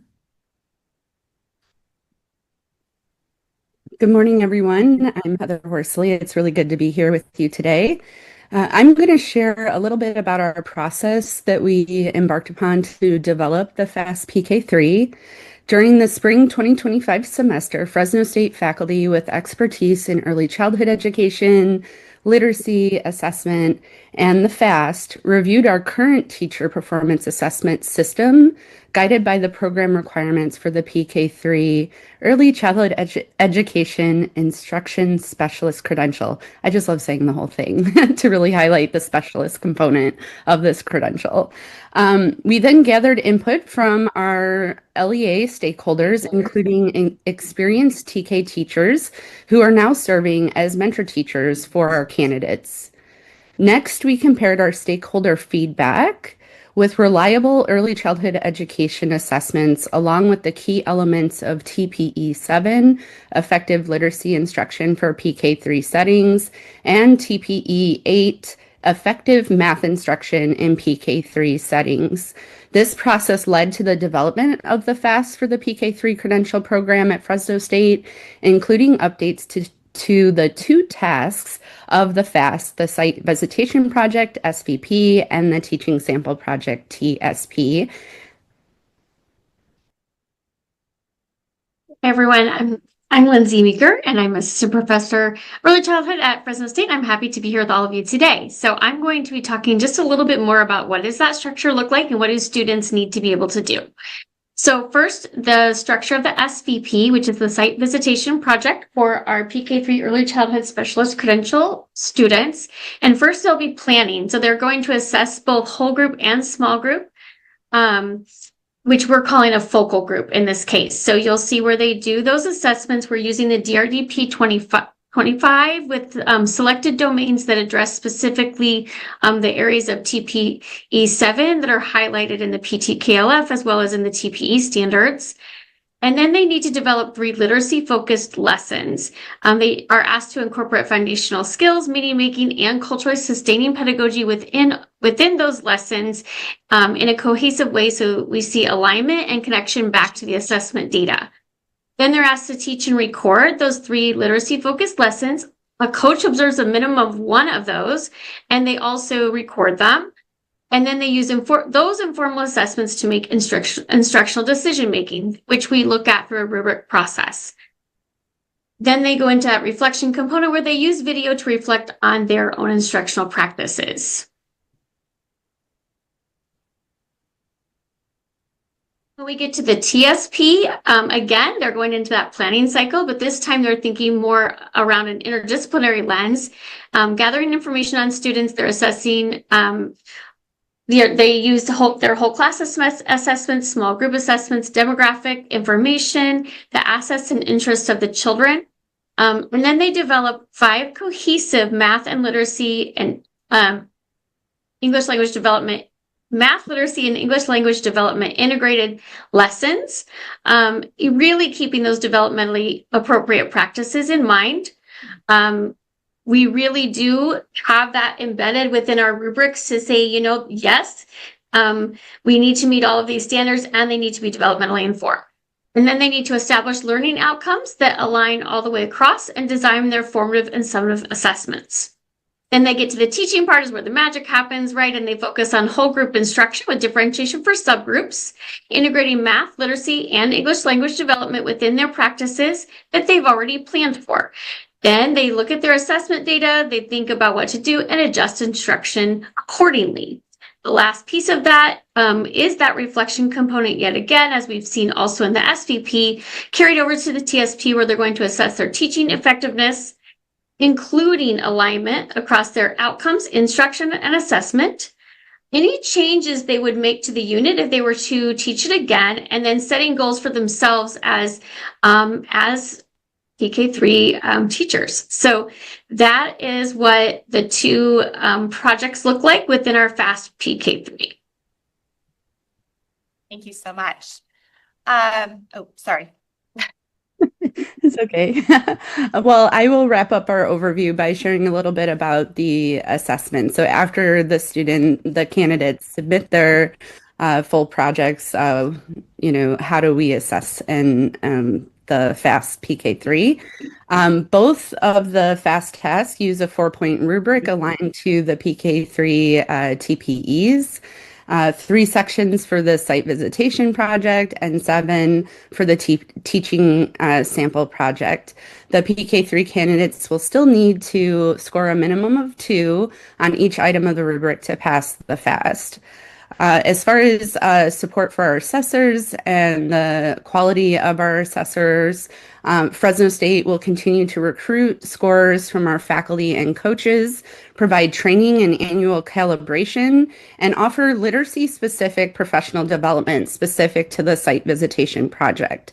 This ensures scorers are well prepared and that Fresno State maintains strong reliability of the FAST for the PK3 credential. Thank you so much. So as you know, any approved model must align with the performance assessment design standards. And there's a full discussion of the alignment of FAST or the FAST PK3 with the performance assessment design standards in the item, but I just wanted to highlight a couple of areas. So for standard 1, the assessment is designed for validity and fairness. The SVP and TSP tasks and rubrics do assess the TPEs, including key aspects of TPE 7 and SB 488 regulations, as was already discussed. They also embed developmentally appropriate pedagogy. The assessments align with both the preschool transitional kindergarten learning foundations framework and other assessments specific to early childhood. Also include the ELD framework. ELD framework, sorry. And the recommended passing standard for the FAST is the score of at least 2 of a possible 4 on each TPE rubric. For standard 2, the assessment is designed for reliability and fairness. Again, the SVP and TSP do provide comprehensive evidence of candidates' performance across the full range of TPEs. SVP is a structured explicit literacy instruction. The TSP is the early literacy and mathematics, aligned with TPE 7 and TPE 8. Fresno State also with FAST has a comprehensive system to calibrate coaches and faculty for localized scoring, as Dr. Horsley just shared. This does require annual recalibration of all individuals who score. Those scores are also analyzed annually to ensure equitable scoring of the candidates. And finally, standard 3, the bottle sponsor support responsibilities. Again, assessors are recruited from qualified faculty and coaches, mentor teachers. All candidate TPA data will be reported to the commission annually. Fresno State has assurance of that, and we have had history of doing that. So that's just a quick overview of that alignment. So with this request to field test also comes the request for a waiver. As is spelled out in Education Code 44225M, the commission may grant a waiver upon finding that professional preparation that is equivalent to that prescribed under the provision be waived when it's found that the candidates are completing those professional requirements or preparation requirements. And there is a history of waiver requests for performance assessment field tests. Specifically for FAST, waivers have been approved in 2022 for candidates who were field testing the education specialist models.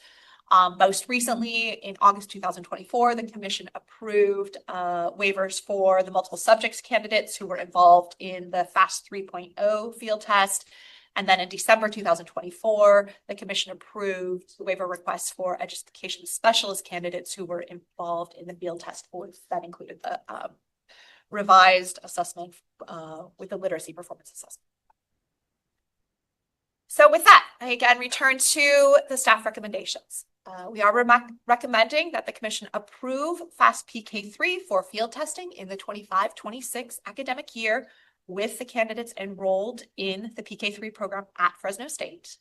That the commission approve the request from Fresno State to waive the teaching performance assessment requirement for those currently enrolled candidates, and approve that passing score at a minimum of 2 points on each rubric of each projects.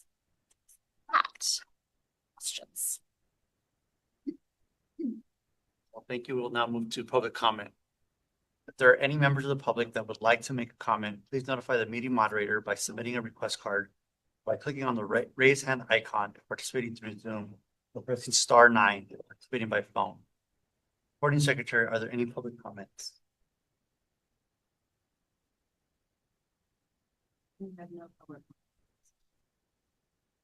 Public comment period for this item is now closed. Do commissioners have any questions or comments on this item? Commissioner De La Torre. Thank you, Commissioner Cardenas.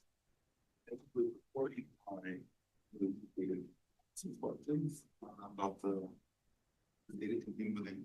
So the waiver would be for the waiver. So all candidates, in order to be recommended for the preliminary credential, need to pass a teaching performance assessment. But the FAST PK3 has not been approved for operational use, and we're just asking for approval to field test it. And so it's just a waiver saying that even though this is a field test, the candidate still will have met that TPA requirement. Now, my other question is, I noticed in the where it says there's the 2 columns. One says addressed in SVP, and then the other one says addressed in TSP. Yes. And so when it says yes, addressed in SVP, that means that it was observed. Addressed it. So the teaching performance expectation. Yes, yes. So it sits in the appendix C. Yes, and I left my item over here. Let's grab it. I'm sorry. So something was observed. Yes. That it was marked yes. Yes. And that's fine. Yes. Something that was marked no. Right. And I'm fine with something not being observed at a certain moment, because that it's fine that it was observed at every. Right. Right. With that. But when it says addressed TSP, something that says no. Yes. Does that mean it would never be addressed? It's not being directly assessed in the TSP. That is correct. So did I be concerned with no in both columns?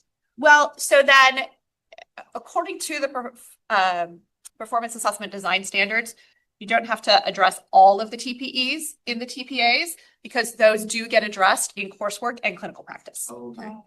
Oh, so there's So- no need for concern. No, So it really didn't address in the SVP either. right. I mean, as long as, and I can't remember off the top of my head what the exact percentage of TPEs that need to be assessed, but we did review it and find it. So there's no need for concern if there's a double no. That's fine. Thank you. Davis? Is, do we need to have 3 separate motions or just one? I think you can move staff recommendations together as a package. It's a package, that's I believe you can. Yes, I don't see a reason why that would not work. I'd like to motion to approve package. Do you want me to bring that slide We up? have a motion. I believe we have a second by Janet Brown. But I also believe Commissioner Brown, you had a question. That was my question, with the double no's. I have the answer already. Any other commissioners with questions? Commissioner Kine? Commissioner, I'm sorry. Pavri, Commissioner Pavri. Thank you. Good morning, everyone. I just wanted to congratulate Fresno State for first of all being one of the first programs to be accredited to offer the PK3 credential, but really for your innovation and for showing us that these localized, integrated, culturally and developmentally responsive performance assessments can be done. So just kudos to all of you for pulling this together and looking forward to how the field testing goes. Thanks. Yeah, is there anybody else online? Commissioner Torre? I did add it, but I wanted to thank Fresno State. It's very rigorous and I appreciate it as an early ed educator myself. Very excited to see this. I'm very proud of this. Thank you.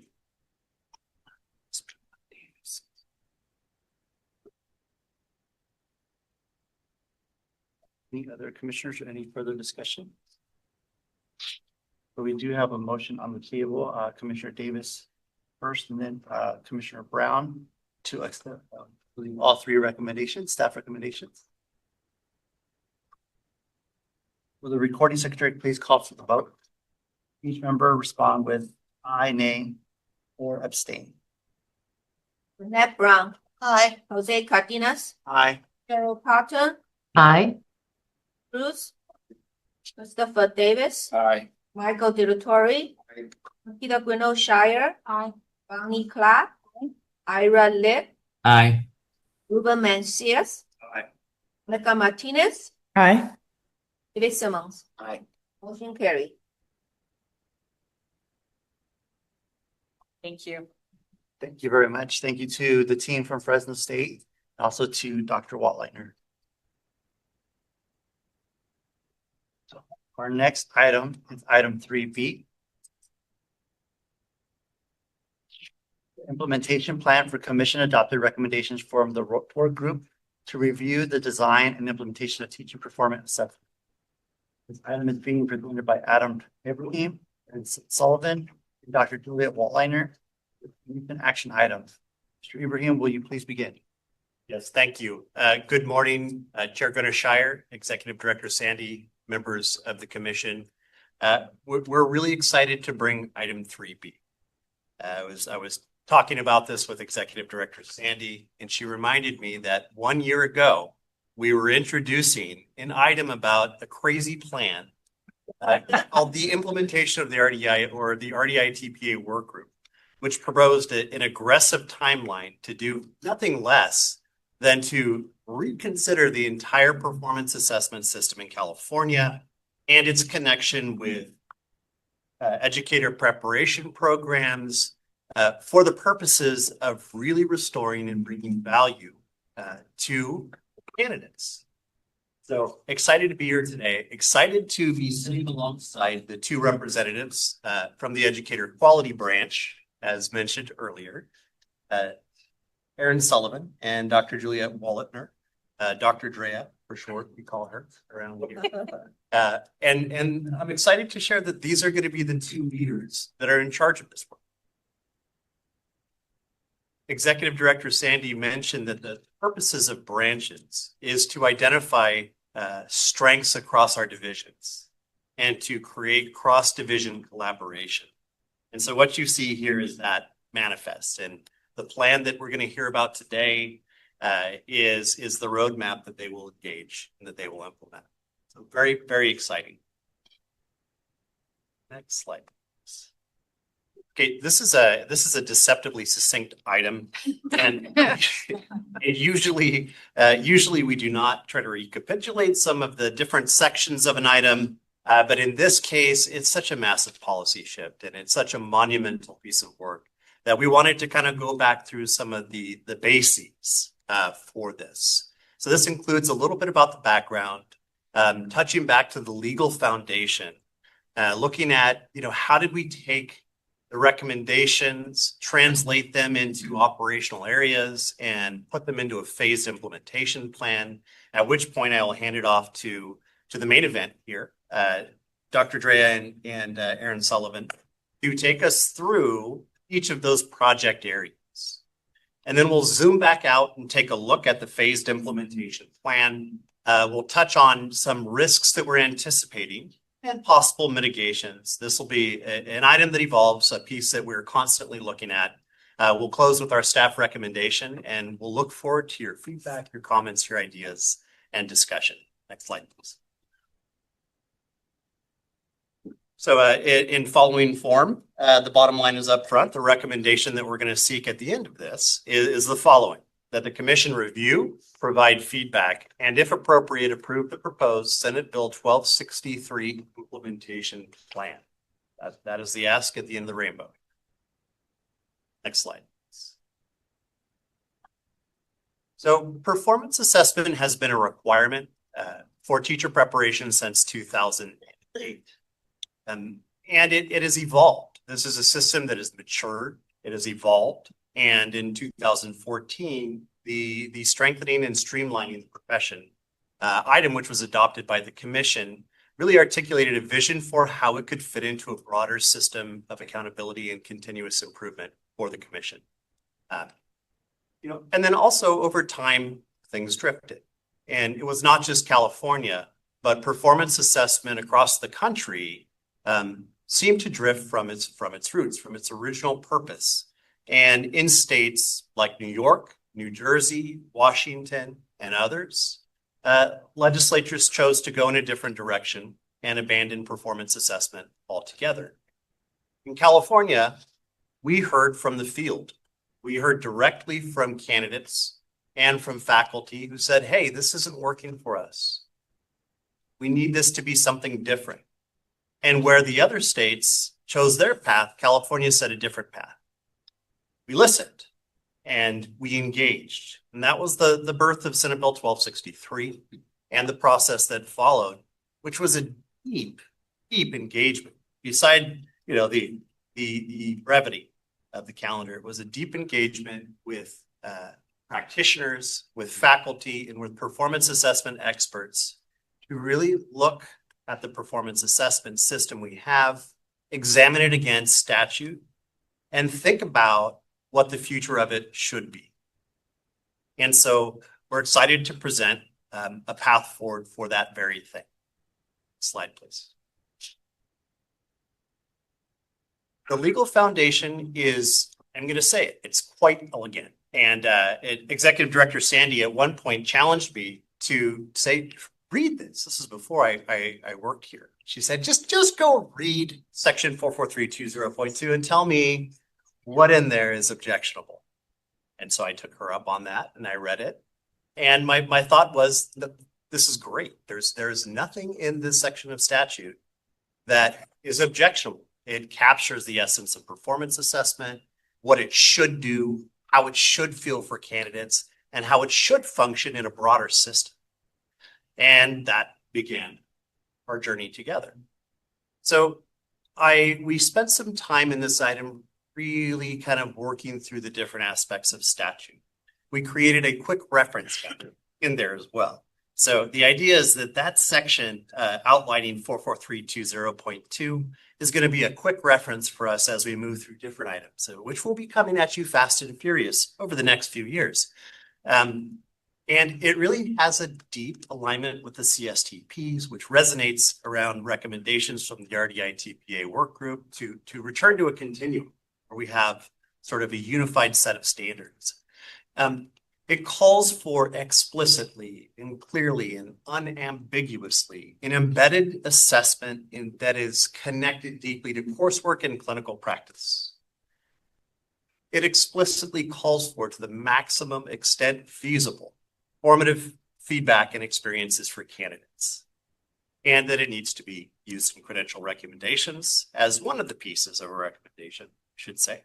And the commission has significant responsibilities in terms of how we hold the assessment, design the assessment, build the assessment, and tend to it in terms of validity, reliability, bias, and support for programs with low pass rates. And so that is an obligation that we have. Next slide, please. Okay, so just to trace a little bit of how we arrived at the project areas. My Australian accent is coming through this. Where that came from. But, just to kind of frame, how did the recommendations that you approved as the basis for this implementation plan in the last commission meeting, how did that shine through in what you see here today? So we took all of the recommendations from the RDI-TPA work group and we clustered them into functional areas. So into areas that would be natural, logical paths of organization and implementation. The first cluster of recommendations was really around performance assessment design. And that includes taking a really good look at the tasks, rubrics, the modalities, and the feedback that candidates receive throughout the process, as well as crystal clear, multiple recommendations, cost controls, so that this was not an added burden for candidates. That was the second area was around program implementation. And so how is this assessment embedded in coursework and clinical practice? This relates to the first one because design has a lot to do with how embeddable it can be. And so we have three neat categories, but they are all interconnected. So, and then looking at updating the program standards and the common standards and in alignment with accreditation practices to include how is the work that faculty engages candidates with, how is that work credited in the accreditation process? So, and then the final piece is commission supports. So how are we listening and learning from candidate experiences? How are we staging, featuring exemplars, handbooks in a public space so that they're accessible to people that would use them? And then how are we creating statewide learning loops? And this is exciting around how are we building a community around practice with statewide conferences, with webinars, with really getting out and making sure that we stay connected to the experience of the practitioner. And then also the last piece is explicit in law is a section that we identify and provide support to programs with low pass rates, which connects with our, with our charge as a standards board and ensuring that candidates get the best value for their investment for the programs that they attend. And so I think that's it for me. With that, I'm going to hand it off to Focus Area Project Area 1. Area 1. Yes. So thank you, Adam. So as Adam said, each of these project areas really takes those recommendations and puts them into action. And so Project Area 1 is really thinking about, or the recommendations that really focused on what an ideal teaching performance assessment should look like, and it's attempting to bring those into fruition. And so the vehicle to do this is the performance assessment design standards, which we were just talking about. As all model sponsors, that includes existing and potential sponsors, must design assessments that align with those standards. So in thinking of the assessments themselves, the standards will need to be revised to state that the assessments must include asset-based teaching that centers culturally sustaining pedagogy and aligns with UDL principles. But simultaneously, the assessments need to incorporate UDL principles in their design, allowing candidates choice in how they submit their evidence. Another area of focus for the work group was feedback, specifically when and how candidates receive feedback on their submissions or on their performance assessments. So the performance assessment design standards will also need to be revised to specify that candidates must be able to receive individualized, rubric-specific feedback at the construct level. Additionally, platforms will need to be developed to support candidate submissions so that they include a means of providing timely feedback on any technical issues with the submission. And that's to alleviate those condition codes, which have proved to be so problematic. Simultaneous to the revisions of the performance assessment design standards, DREA will partner with PSD to revise program standards to incorporate the requirement that programs provide ongoing individualized feedback, that embedding piece, to candidates throughout the performance assessment process. So revisions to both the performance assessment design standards and the program standards are slated to begin immediately upon approval, with proposed revisions brought to the Commission for approval in 2026. Spread throughout the year, but the final area to address related to the performance assessment design is, of course, cost. And again, this was an area of particular importance to the work group, especially the necessity of minimizing direct costs to candidates and not transferring any costs from platform development or assessment revisions onto candidates. We don't want to do this work on the back of our candidates or the backs of our candidates. So although we cannot commit to a completely no-cost model, staff are committed to exploring all options to explore viable cost structures and to use the findings to inform. Over to Erin for Project Area 2. Excuse me. It's not easy going third because I want to say I believe Adam and Juliet have done a really good job of summarizing all of what we're going to do. But I would just say as your standards and accreditation division, PSD's work around implementing the work group's recommendations are going to be very focused on where and in what ways the Commission's adopted standards and accreditation system will need to be revised in order that we are able to ensure that assessments are embedded in coursework and clinical practice, and that the supports for candidates are carefully developed and administered by fully prepared institutional and LEA personnel working together, who will engage as partners around their candidates.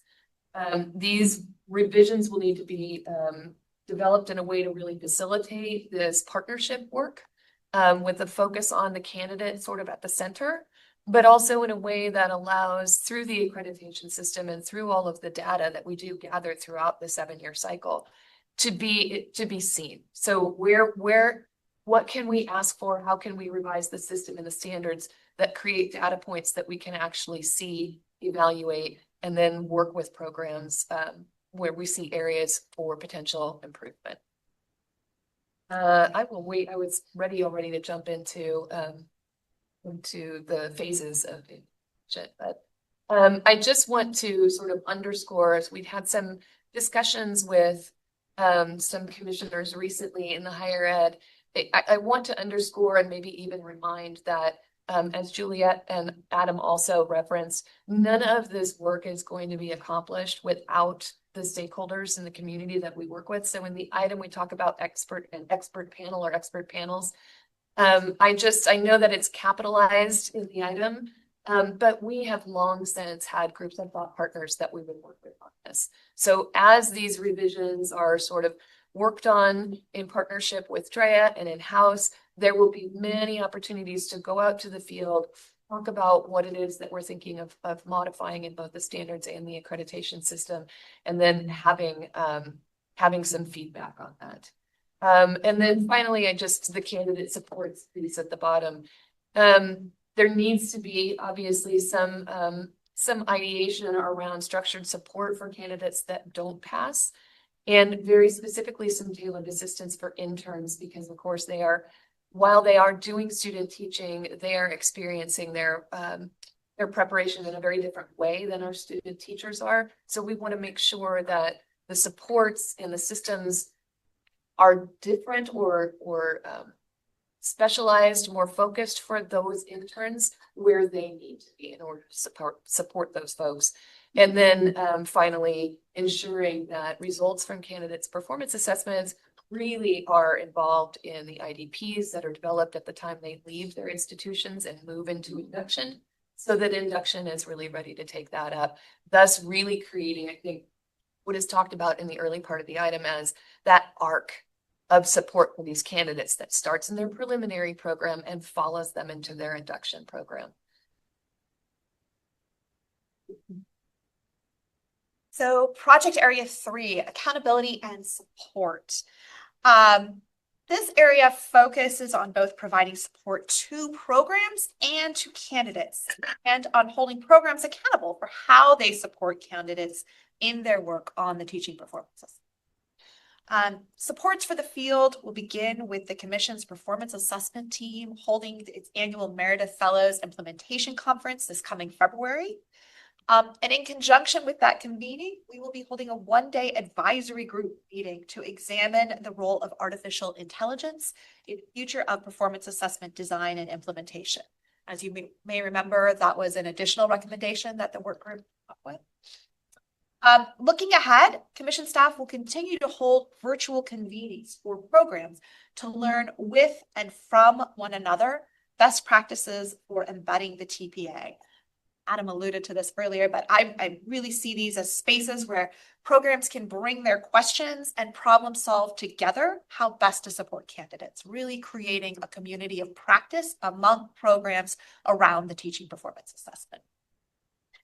Throughout the span of the implementation plan, the performance assessment team will continue to develop resources to support programs in embedding both current versions of the assessments and new versions as they're developed, including annotated models of exemplar assessments that are publicly available.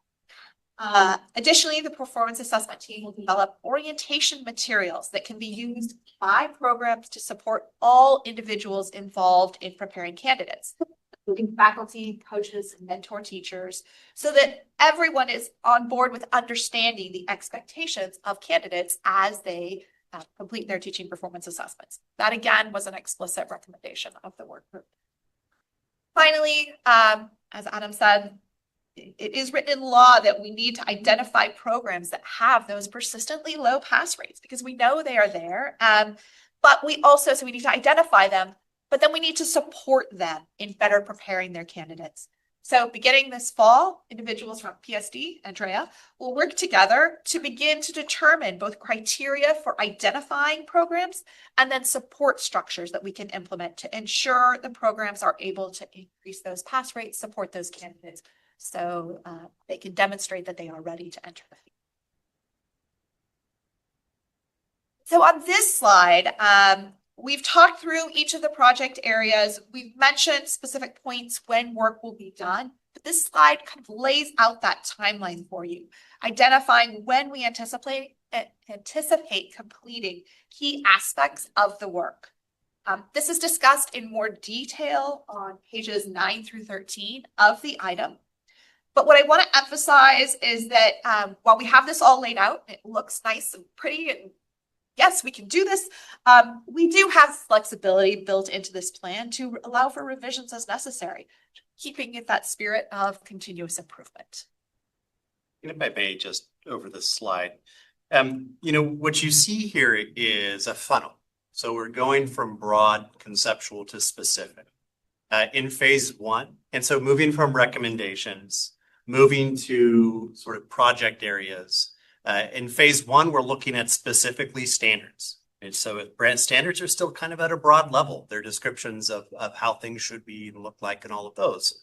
But then in phase 2, for those of you that are kind of thinking about, okay, but what does it specifically look like? tell me, like, what is the specific thing?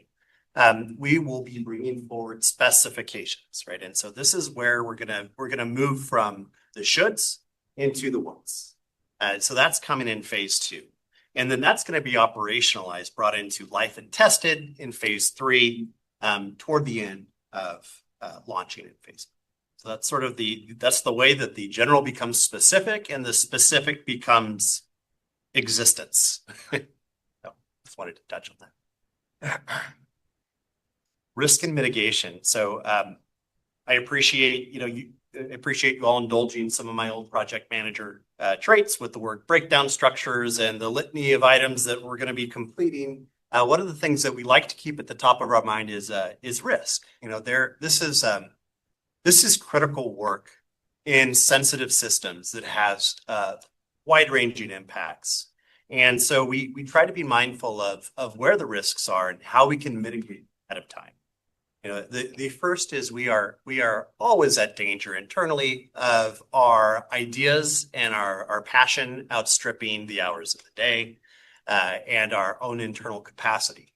And so that's something that Executive Director Sandy and I watch from a strategic level in terms of our staffing, in terms of our budget proposals to the Department of Finance, and kind of keep an eye out, as well as prioritization of the work within the commission. The second is vendor reliability. We do not have the capacity in-house to build these systems. And so we are going to be partnering in some aspect with a public institution, perhaps, with a private institution, things to be explored. But that relationship is critical. And the terms of that relationship really is going to determine the quality we're able to bring to the field. So another risk we're keeping an eye on, and another piece we're watching, the financial stability. This is going to be critical work in the near term. We have a funding model to figure out. Is this going to be funded through a fee recovery with a vendor, as the current system is situated? Is this going to be funded with public funds? Is this going to be a hybrid approach that maybe mixes some of that with a little philanthropy, with a little bit of public funds? So there are things that we need to nail down and think about very critically about how we want to finance this project. There's platform dependency. This is, if we need to be mindful that as we are building a public good, that those assets remain public, that those are open for not just to prevent the intellectual property funded with tax dollars, leaving or being held somewhere else, but also this effort should really be supportive of other programs that may want to develop their own performance assessments, as is allowed and called for in statute. And so the way that we develop ours and the way that we keep those pieces public and available can really help with that. We heard loud and clear, and we have this at the top of mind, that we need to be mindful of how we are deploying to the field so that we do not create downstream disruptions. And that is, I hope you see some of that in the very careful implementation plan down to the quarter, down to the items that we're doing, paired with the strong communication plan across multiple divisions. So those are some of the risks that we see. These are some of the mitigation strategies we have in place. This is a dynamic list that we're constantly reviewing. And slide. So with that, in order to move on to, I'm sure, the questions that you have about some of this, I have the pleasure of just the recommendation and next steps from staff is that the commission review this item, provide feedback if necessary, where appropriate, and approve this proposed implementation plan that we have laid before you today. And then if adopted, staff is going to proceed with that as outlined or as modified, should that come up. We will now open for public comment. There are members of the public that would like to make a comment. Please notify the meeting moderator by submitting a request card or by clicking on the raise hand icon if participating through Zoom, or pressing *9 if participating by phone. Public comment is limited to 2 minutes per speaker. Recording secretary, are there any public comments? Adrian Miotti.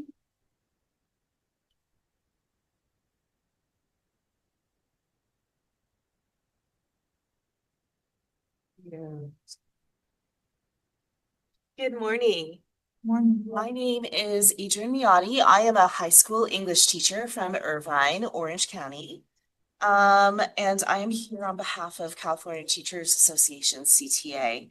CTA maintains our position that the TPA has little value in teacher preparation and instead has served as a high-stakes, time-consuming, and costly barrier for aspiring teachers that disproportionately impacts candidates from historically underserved communities. However, we very much appreciate the Commission taking steps for significant TPA reform, including the approval of the RDI TPA Workgroup recommendations at June's Commission meeting and the implementation plan that was presented today. In particular, CTA does support the plan to embed performance assessment tasks within coursework and clinical practice, use local scoring methods, and provide individualized formative feedback.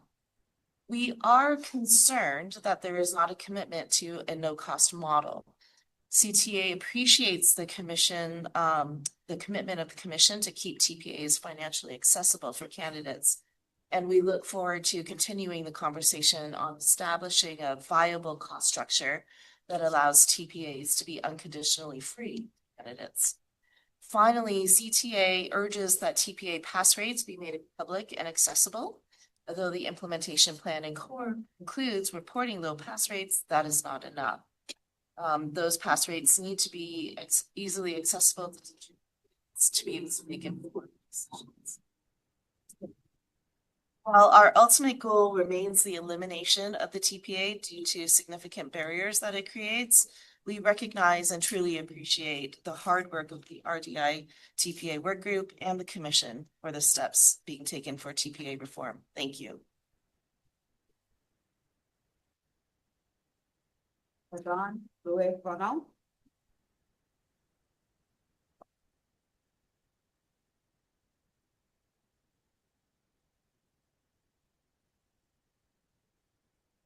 Hello. My name is Alan Lewevno, and I'm here representing the California Federation of Teachers, the ECTK-12 division. I'm the Northern California Vice President. CFT appreciates the work of the staff and the design and implementation of the Teaching Performance Assessment Workgroup. It is clear that great care has been taken in ensuring that the spirit of SB 1263 remain intact. That is, increased needs of California students, the ever-present lag of new teachers replacing retiring ones, the nature of teaching and learning's ever-changing landscape, low salary and reduced benefits to attract new educators, and the harm to students has been caused by bias in assessments, creating barriers for educator candidates of colors entering the profession. We wish the staff and work group well in steadfast production to right this wrong as soon as possible. Please do not hesitate in reaching out to CFT should you or your staff need any assistance, support, or feedback. Thank you. Sam Miller, unmute your microphone and share your comment. Good morning, members of the Commission. This is Roxanne Greitz-Miller. I'm the Dean at Chapman University Atala College of Educational Studies. First, I'd like to thank the Recommendations Work Group. We at Chapman definitely share the concerns about candidates who are challenged by the current TPA. However, as a Dean of Educator Preparation Programs that have done very well with TPA pass rates, in fact, this past year, 100% of candidates at Chapman's Educator Preparation Programs in both multiple subject, single subject, and education specialists, 100% passed the TPA this past year. And I'm concerned that programs with exemplary performance rates may be forced to change their successful methods that they are employing now to a new method that will essentially, and pardon me for saying, teach to the test. This stands to erode academic freedom of faculty and it will change programs that have previously been extremely successful. I'd like to caution the Commission to limit these recommendations to EPPs that are having documented problems with their pass rates. It would be incredibly unfair to faculty and students to change the successful practices of EPPs across the state that are having pass rates that are exemplary by implementing these recommendations on those programs. Thank you very much.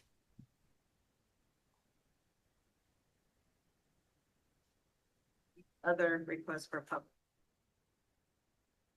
Okay, public comment period for this item is now closed. Do commissioners have any questions or comments on this item? Thank you, Commissioner Cardinal. I'd like to send my thanks and appreciation for all the work on this. And addressing also that last concern, I'd like to say that any successful programs really should have nothing to worry about, because accomplished programs will continue to be accomplished. And so I would assume that they would continue to retain that 100% success on any assessment that comes their way. And what this would do is just allow other programs to join them in their success. So I don't see how this would, if they're not teaching for a test now, then I don't see how this would impede them from succeeding in the future. I'm very excited about the changes, but I also share the concerns raised by my colleagues of the public comments about the costs. We do know that there are excessive costs for teacher candidates, and teacher candidates are not the ones with the most money. So we need to find ways to minimize those costs for future teachers. So if there's any way at all to minimize that for them. Anyway, but thank you. I appreciate all this. I'm very excited. Any other commissioners? Commissioner Brown? When I opened this agenda item, my hair blew back. How much thought and work has happened since we last, in a good way. So I want to just thank everyone from the work group to the staff at just how well thought out and dense this plan is. Now, saying it's dense, here's what I heard that also perked me up today. Moving forward with room for adjustment, engagement with our educational partners, flexibility, continuous improvement, community of practice to troubleshoot along the way. All of those are exciting parts of this plan that really stood out to me.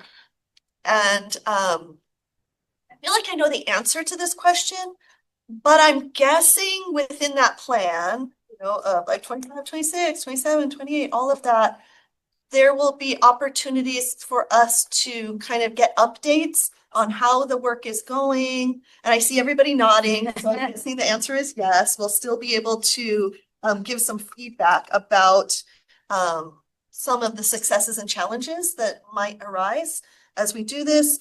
My last little comment, I guess, is just in that community of practice. I did hear that there would be institutions and there would be all of this. I just want to make sure that we elevate the voice of the candidate or the potential candidate in that community of practice, because some of the feedback that we've heard in the past is that many people felt that the candidate's voice and experience wasn't part of the conversations that were happening. So I just want to make sure that we reach out to those people so we truly have all of the people that this impacts as part of the conversation about potential solutions. Other than that, remarkable work. I am so excited. And thank you, thank you, thank you. Erickson? Again, thank you for your work. We appreciate all the thought that's gone into this and with groups. I'd also like to thank Dr. Miller for her comments. At our last meeting, it wasn't just her university that was concerned about workload and faculty resistance maybe after through the literacy, and we fine-tuned using the TPA to ensure that we have quality candidates coming out into the field. So, as we move forward, just to ensure that it's not another TPA and we're just rearranging the chairs on the Titanic. As far as implementation, as well as cost to the candidates, I'm hoping that there won't be a huge cost to the IHEs. 49% of our teacher candidates graduate from institutes of higher education that are private, and we're working on very thin margins. And as we implement what the CTC gives us and what we know to be best practice, oftentimes our sister schools for CSUs and UCs are funded in some way, where the IHEs that are private are not. So we're hoping that this can be of no cost to our candidates and, if any, very little cost to the private IHEs. Yes, I just wanted to add that even though I may not sound it, I am as equally excited as my colleague Commissioner Brown. Also flew back. But I appreciate it and thank you for that description. Commissioner Cruz? Yes, thank you. Obviously this is a major change to the way that we prepare our candidates, future teachers. Two of the areas that just stood out to me, and just making sure that we highlight those and we're paying attention. And I also like the fact that you're already indicating the mitigation to those risks. So those two areas is the internal capacity and the field readiness. So in what ways are those going to be challenges that prohibit us from doing what is right for candidates and doing what for our students that we're serving? So those are the two areas that I sort of highlighted as major areas that we have to pay attention to. So thank you for Commissioner Pavri? Thank you. So I'd like to echo what's been said already in terms of just my hair wasn't blown away, but I was blown away by the real well thought out, deliberate, detailed, carefully considered plan. So thank you for that. And then I think about the immediate and very urgent needs, and I think about the candidates who are currently in the pipeline, and we're looking at a 3-year rollout and thought process for making these revisions. And I'm reassured by the what are we calling them? Short-term measures or immediate measures that we've put in place already. And so I think I'm just thinking about how do we continue to, I think like the letter from Ed Trust West in the written comments about making sure that what we're doing currently is actually benefiting the field while we're also planning for this 3-year rollout. And also if we can continue, people often need to hear things, I believe, at least 7 times. And so it's important to give regular updates to the field about what is allowable currently, immediately, what is not allowable when you're administering the TPAs. And if we can do the ongoing professional learning along with getting input from the field, I think that would be a way towards that. I totally agree with what Commissioner Erickson said about costs for candidates, but also for the institutions. So that's going to be a big variable as well. Thank you so much. Commissioner Litt? Thank you. Let me just add a few brief comments to my colleagues' thoughtful notes already. First, just want to add my appreciations. First to the RDI TPA work group.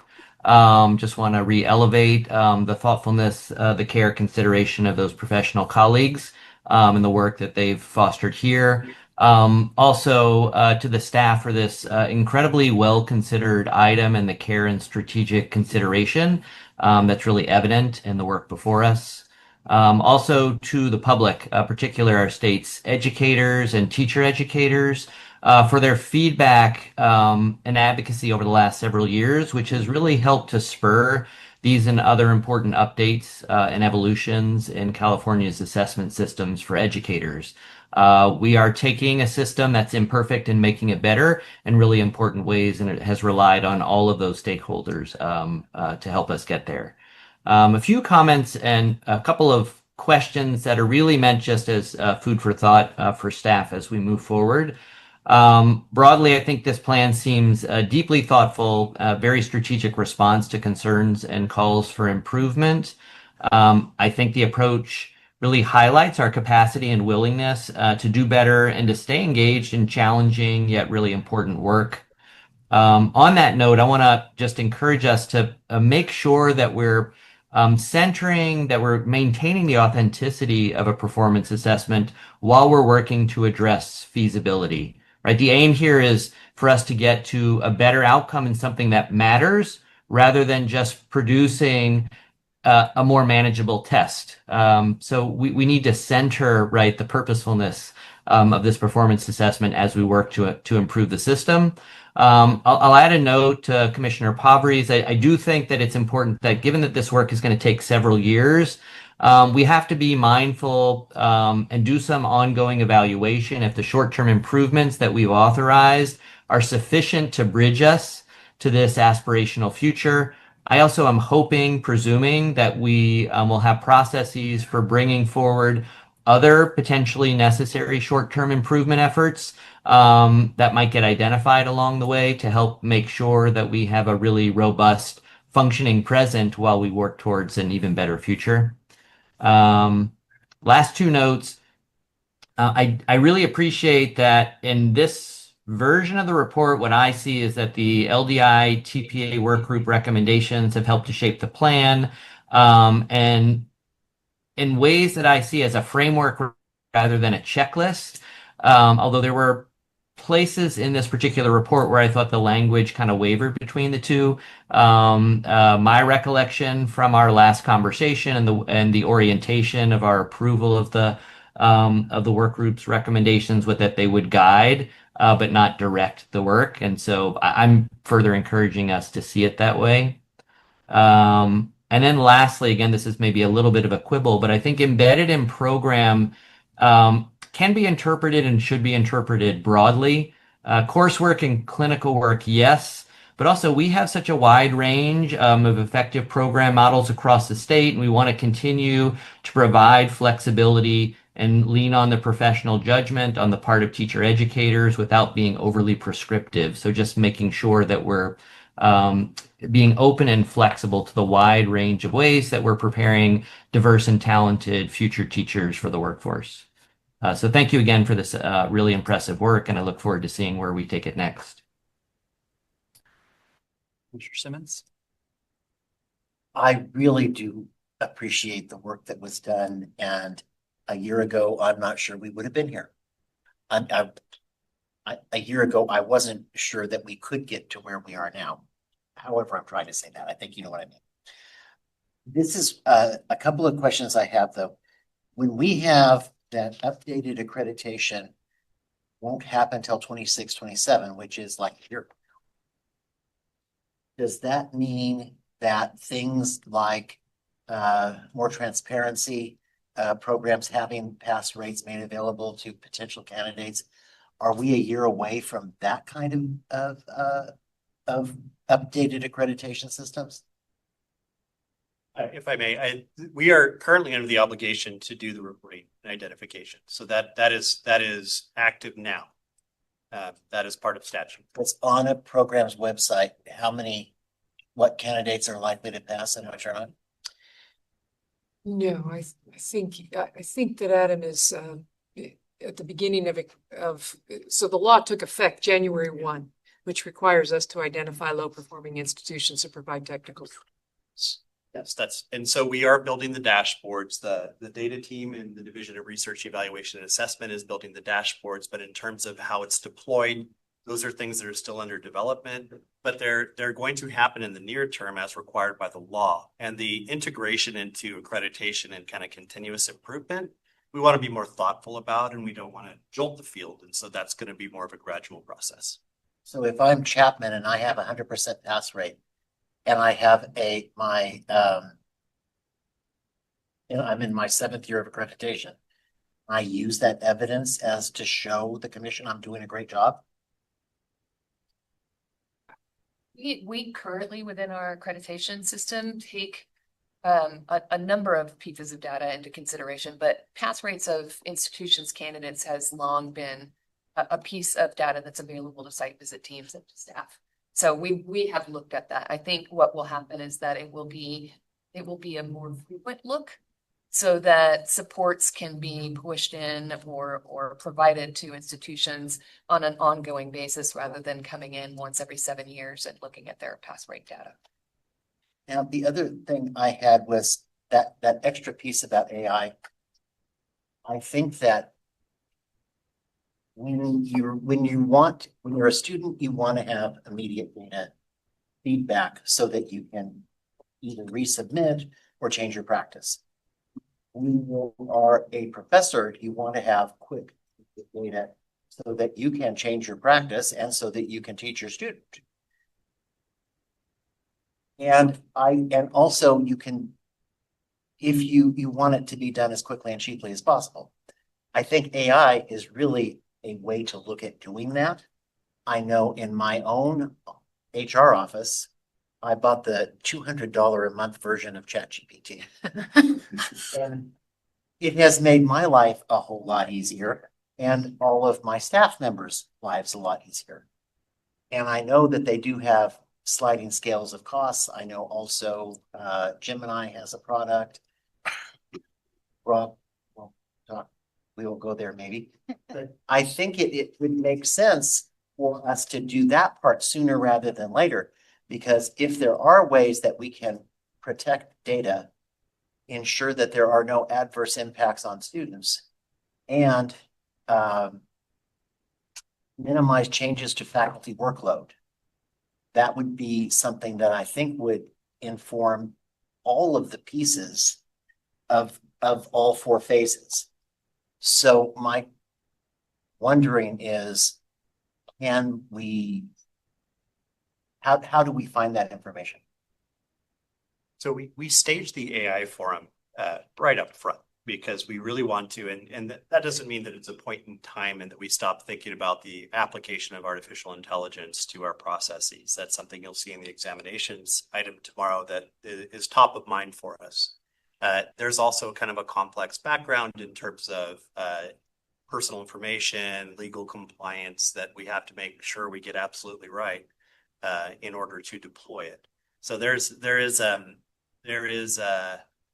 we will be considering it conceptually, how it could inform the design, and it will show up throughout. If you look at the Appendix D, you see all of the planned items that we have on that. So you can see that in Q1 of 26, we're going to have performance assessment design standards, and kind of looking through the different phases with the content, task, platform specifications on through to the minimum viable product that we deploy in small sort of focus. AI will be a recurring theme throughout all of those items. So all to say, we're putting it up front and we're designing with AI in mind because we see a tremendous opportunity and also want to make sure that we apply it thoughtfully and in consultation with this body and field. And I just, to finish up, I just want to say, sometimes downstream disruptions are not a bad thing. I wanted to follow up on some of the comments that you've made, Commissioner Simmons, that tie in for me to comments from Commissioner Litt around, continuing to monitor the early changes we adopted at this table for immediate implementation and looking along the way for things that we need to change now in the moment. I think continuous improvement is a core design approach for this team and in this plan, embedded in this plan, under the when we did know better, we do better sort of construct. So I think that we can't implement a low performing technical assistance plan until we define with you and you approve a definition of low performing. So that'll be coming. That's an item that will be coming forward. And when we talk about that, of course, there's going to be a lot of dynamic conversation with the field about that and what constitutes technical assistance and all of that. So we're going to be developing and moving and implementing this plan pursuant to your approval, and bringing the things that can immediately benefit the system without certainly allowing for disruption being a good thing, but not letting it become something that's disabling, right? So there's a lot to hold in tension here, in I think very productive tension. That's our goal here, is to monitor what we said early on we need to do so that we could create the next 3 years with a great deal more flexibility, a great deal more candidate choice, eliminating the dominating effect of condition codes on how students perform and candidates perform. Those things were urgent and urgently needed to stabilize the next 3 years while we work on implementing the subsequent years of this kind of reset in performance assessment. So just wanted to add to the team. Commissioner Cotton? I don't know if I still need to say anything. I think Dr. Sandy really summed it up well, and also Dr. Litt. I just want to first say thank you to the group that worked, the work group. This is very thoughtful work that has gone into something that a year ago, 2 years ago, we were not sure where we were going to land with TPAs. I do want to continue to make sure we're thinking about and staying as flexible, as nimble as possible as we move forward into the next couple of years of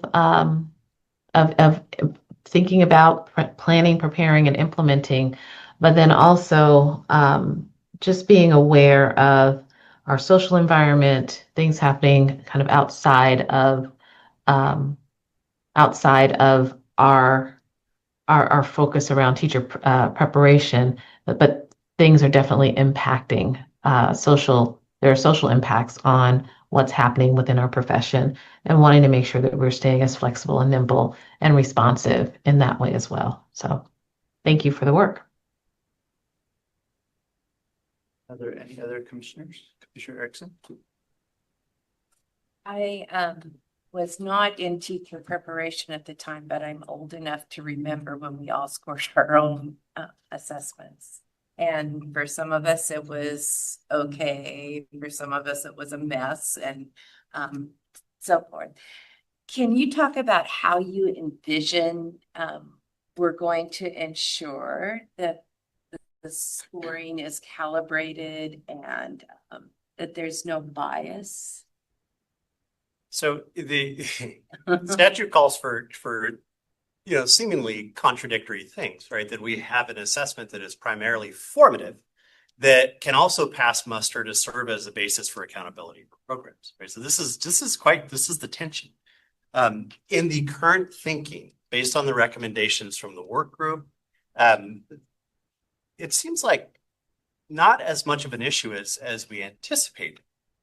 In looking at the design, so I'm gonna paint just a possible picture. This is all going to come into closer sort of specificity with the specifications. Sorry, and so the idea is this: the natural relationship around a performance assessment for faculty and a mentor and a supervisor and the candidate is that formative engagement, perhaps around a rubric that is public. That is the basis for the collaboration. And so the most sort of the way we see it, the way we see the recommendations layering on with the statute, is that the primary mode of engagement between faculty and the candidate is going to be formative, not summative, sort of we're going to all calibrate, go to a room and score, and this is going to be that. And then at the end of this of this formative experience where the cycles have evolved over time, with feedback from the mentor, from the faculty, from the supervisor.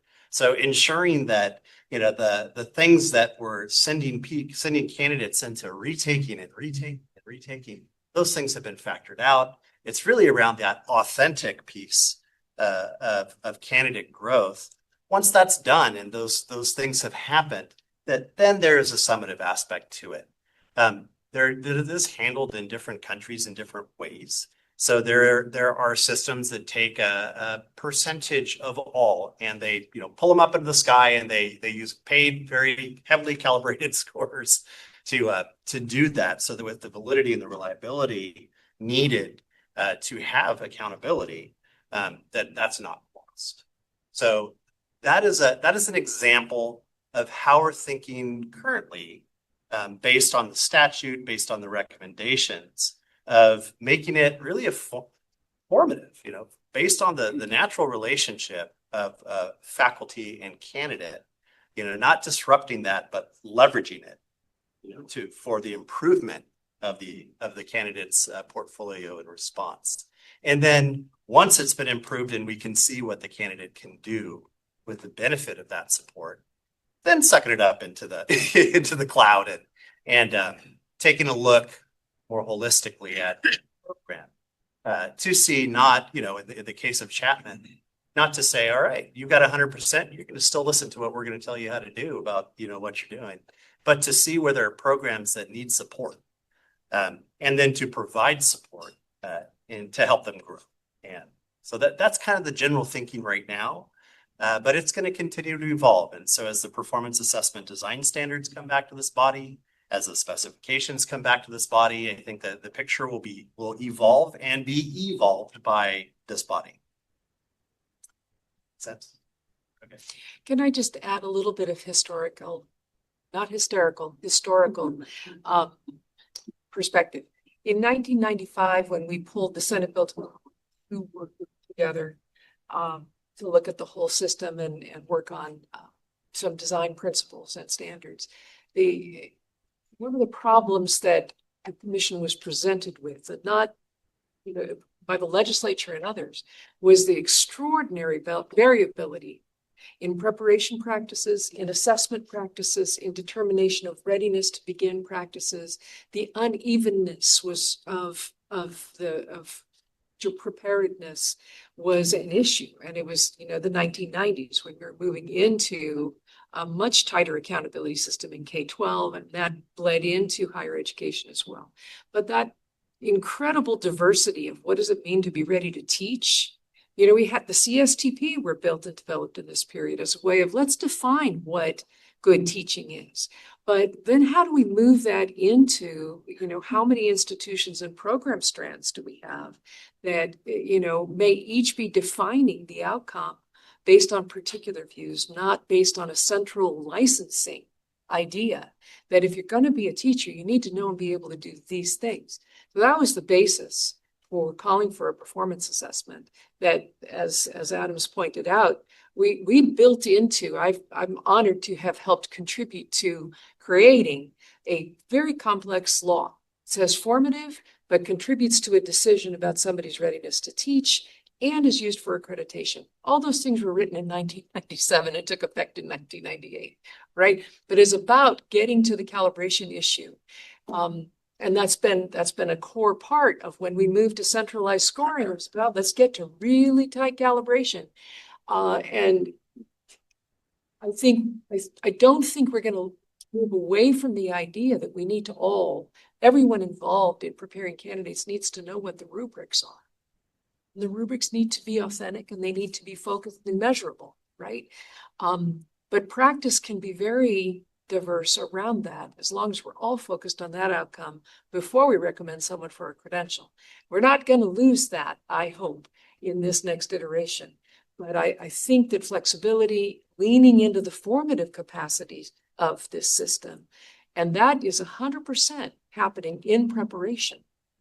We at the commission can't make it formative. It's the people engaging with candidates in the classroom where they're practicing, in the context of their programs. That's where the formative piece has to happen. And I think our RDI-TPA work group recommended to us that we need to sharpen that piece up. I think we've all known that. I think moving to centralized scoring moved us some steps away from that. And while we may still need to have some type of centralized scoring, we have to be very attentive to preparing candidates to perform well. That's the goal, not to score well, but to perform well, right? So anyway, thanks for bearing with some history. Chair Gurnoshai? Well, I think history is really important, especially these days, that we remember who the basis for all this work was. I just wanted to lift up a couple of things that I've thought about and I heard today from my colleagues. First of all, starting with a huge gratitude to the work group and the commission staff who brought this implementation plan. It's clear that you all have listened and engaged with practitioners, teachers in higher education, and we will expect that you will continue to do that moving forward, and we will help you to do that. It's clear that the goal is to connect to the experience of the learner. I keep hearing that over and over again, and I'm so proud of the work group and the commission staff who are keeping that at the focus of their work. The other piece that is really exciting is that we are finally talking about an arc of support for the candidate, teacher, professional, principal, and not too many states are doing that. So I think there'll be some lessons that to be shared with our colleagues across the country.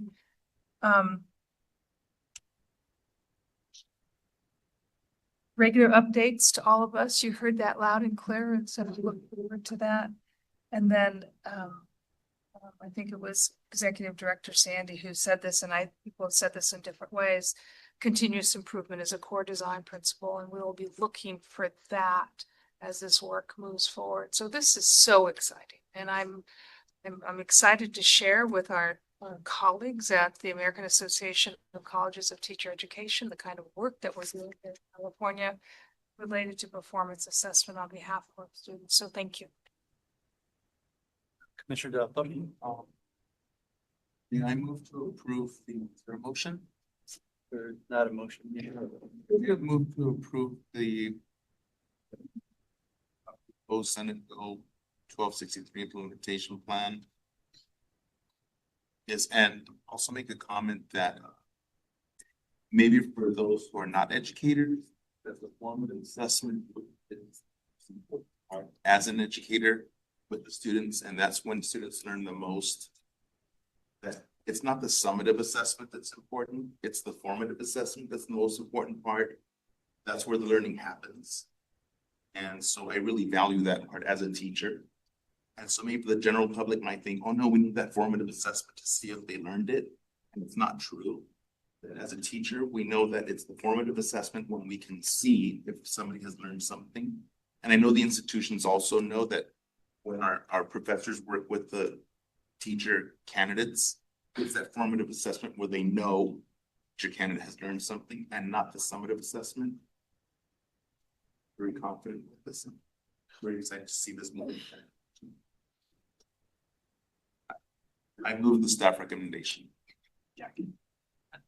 Commissioner Davis. Second that, and then I have some comments. First of all, us follically challenged folks do not have hair to grow back, but that's okay. These recommendations and the work from the group, and I don't know if I've said this before, it's you're taking, and you all are doing a great job. And I know I've been very critical of this whole process because it irks me to have a TPA process because my colleagues from AFT, CFT, CTA, NEA, which I'm a member of both organizations, are absolutely correct. We want to work on what we've got currently, even though we need to at some point, this is the way to go, right? But as far as getting back to the point I was making, you all are doing a great job considering, again, that monstrous undertaking. I want to look at some of the secrecies of the TPA, Cal APA, Cal TPA process. And just some other nuggets of consideration as you all do your deliberations in a more global way, but thinking about how, and I think the phrase here around the table was the jolt to the system. Some of those changes, and again, this may not be the right people to talk to, so tell me if there are other folks that I need to kind of kvetch at about these things. But in the middle of the last assessment cycle, before the one that just started in July, there were changes in the spring. And with the changes, there was no documentation, there were no changes. I don't know if there were changes to the rubric as, you know, to reflect the changes in the assessment itself.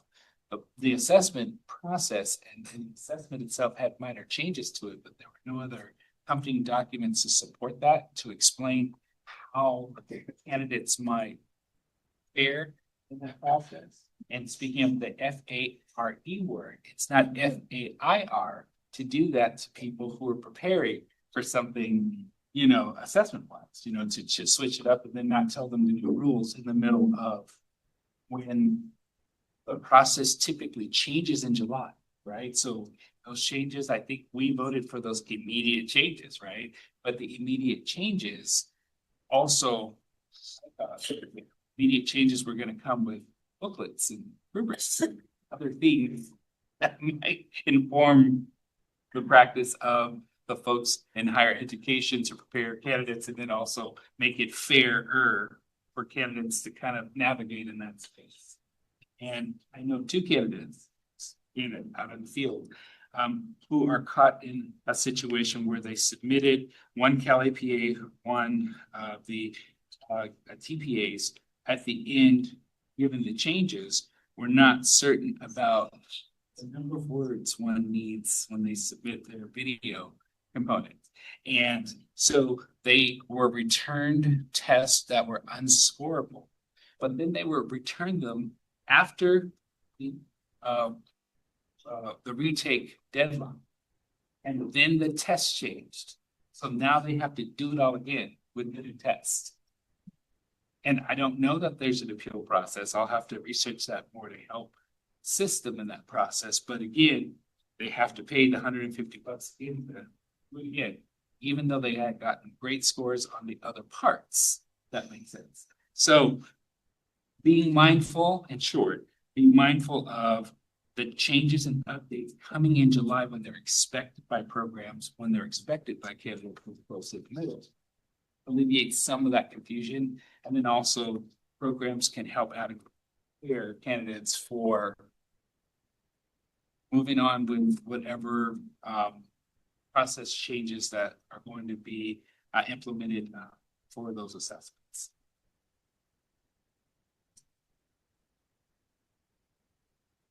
I do have a motion on the table by Commissioner La Torre and a second by Commissioner Davis to approve the proposed Senate Bill 1263 implementation plan. Is there any further discussion?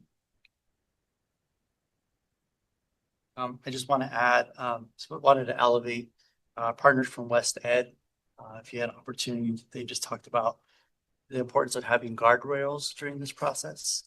So if you get a chance to read that, it's really important. This is going to be an evolving process, but it's also a process that needs some immediate attention, as we have all said. And we just want to say thank you to everyone's work and your input. I think this is really valuable and important field. That said, for the recording secretary, please call for the vote. Each member, please along with aye, nay, or abstain. Lynette Brown. Aye. Jose Cardenas. Aye. Cheryl Cotton. Aye. Cruz. Aye. Christopher Davis. Aye. Michael De La Torre. Aye. Ida Shire. Aye. Bonnie Clark. Aye. Ira Lett. Aye. Ruben Mencius. Aye. Monica Martinez. Aye. David Simmons. Aye. Motion carries. Just want to say thank you to Mr. Ibrahim, Ms. Sullivan, Dr. Waltliner, and to everybody that gave input, to the RDI work group. Just really appreciate everyone doing this work over this course of this year. At this point in time, we will take a 10-minute break. Let's get up and stretch so we can come back for the next item. We'll see you all in 10 minutes. Well, welcome back, everybody. I know we all needed a little break, little stretch break.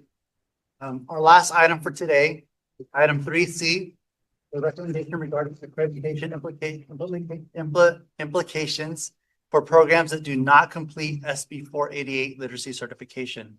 This item is being presented by Cheryl Hickey and Miranda Gutierrez. This is an action item. Ms. Gutierrez, please begin. Thank you. This agenda item presents recommended course of action for consideration and potential approval by the Commission for any programs that have not yet completed the SB 488 literacy certification process and been formally certified by the October 23rd, 24th, 2025 Commission meeting. SB 488 required the Commission to complete a number of actions related to literacy instruction. Those actions included developing new standards and TPEs for literacy instruction, developing and implementing a literacy performance assessment to certify that applicable programs are in compliance with the requirements of SB 488 prior to requiring the literacy performance assessment. Over the last 8 months, institutions, reviewers, Commission consultants, and administrators have been working to bring programs forward to the Commission to be formally certified. We've been working through the certification process, and especially over the last couple of months, the question we've been asked is what happens if an institution is not certified? After conversations with leadership and a discussion with the Committee on Accreditation, we identified an accreditation role within this process for institutions who have yet to be certified. After discussion with the COA at the August meeting, the accreditation system seemed to be the appropriate means to ensure compliance with the requirements of SB 488. And while our team is hoping it does not come to this, as we remain committed to working with institutions to complete certification, the COA did agree that if directed by the Commission, it could monitor the remaining programs to ensure completion of the certification process. Our team has consistently held office hours during review sessions over the last few months. We've scheduled one-on-one appointments with institutions to provide additional support, and we are ensuring that all remaining programs to continue to be reviewed and supported so that institutions remaining can be added to the Commission's October agenda. At this time, there are a total of 34 programs at 17 institutions that remain in the review process, and Cheryl Hickey will talk to you a little more about that. Good morning, Commissioners. As of this morning, Commission has certified 195 of the 229 programs that are subject to literacy certification. I felt like we needed to say what we have done has been the progress that we've made. As Miranda indicated, this leaves 34 programs at 17 institutions. And the question I'm sure that is on your mind is whether or not we can get to 100% by the October meeting.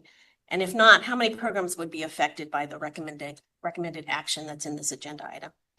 That, of course, is not an answer that we can provide at this time, but we suspect it will be substantially lower than what we have right now at 34. First, it's important to know that all programs remaining have had at least one review, and in most cases more, by literacy experts and have gotten feedback. Second, we will continue to need the generous volunteer assistance from literacy experts to finish the process. While there's a lot staff can do to assist these programs, ultimately our reliance on those literacy expert volunteers who are incredibly committed to SB 488's objectives is critical, and we're very grateful for those who continue to contribute their time and expertise. There are a couple of buckets we can probably put the remaining institutions into, and the first bucket I would say, and it's probably the vast majority of these remaining, are programs that are really close. They've made really steady progress. We've been working closely with them. We've had lots of conversations with them in office hours and one-on-one, and they've held faculty meetings, made changes to the program. Some of it has to do with the specificity of the documentation that we're looking for. If you recall, the TPE 7 is very specific, and we are looking for that specificity. So a lot of times it's about getting to that deeper level. The second bucket, I think, are programs that are a little farther behind, and there are fewer of those. And in some cases, these are programs where the program didn't have the faculty available during the summer to respond. We really did kind of struggle during the summer with both reviewer availability and with faculty that were available with the expertise that could respond during the summer months. But frankly, there are not that many of those. We're still working. But we're confident that those can get done too. And then finally, there is the bucket that maybe there are programs that have a bigger challenge ahead that maybe have to make additional changes to their program. And we really don't have a good sense of what those are until we kind of get through all 34 of them. So the COA, as Miranda mentioned, the recommendation is listed on the bottom of page 2 of your agenda item. And the COA did discuss the recommendation and they are ready to assist. They did very much want to explore the possibility of a peer assistance process for any institution that may need additional expertise at the process. And as the item says, we currently don't have a formal mechanism to do so, but if the commission were to approve the recommended action today, we could begin to solicit those volunteers who we may be able to call upon to take a hard look at those and to work with those programs to provide any additional assistance they may need. If the commission were to approve this course of action, we would first notify the deans and directors of the 34 remaining programs of the commission action. We would be clear about the timeline for completing certification and explain the repercussions of not meeting the timeline. And of course, offering the support and assistance wherever we can. As Miranda said, staff would work incredibly hard to get these programs to the finish line. Staff would return in October with the list of those programs ready to be certified at that time and a list of any programs not yet ready for certification. The COA that would then take action at their October meeting, which falls the very next week after yours, to put the remaining institutions on probationary stipulations. The staff would present the COA as they requested with a plan for what would happen next, like the peer assistance and the technical assistant, and hopefully would include, as we said, a peer-to-peer assistance mechanism. The commission is free to accept, reject, or make changes to the recommendation that's before you. And again, we hope we don't need to implement this course of action at all, and we'll do everything in our power to get programs certified. But ensuring accountability through the commission's accreditation system is an avenue open to you. And we're happy to answer any questions. I did want to mention there is a letter of support that was submitted for you as well from EdVoice, Decoding Dyslexia, California Reading Coalition, the Reading League, and Evidence Advocacy Center. Thank you. Thank you. We'll now open up for public comment. There are members of the public that would like to public comment. Please notify the meeting moderator by submitting a request card or by clicking on the raise hand icon if participating through Zoom, or pressing *9 if participating by phone. Public comment is limited to 2 minutes per speaker. Recording Secretary, are there any public comments? Regina.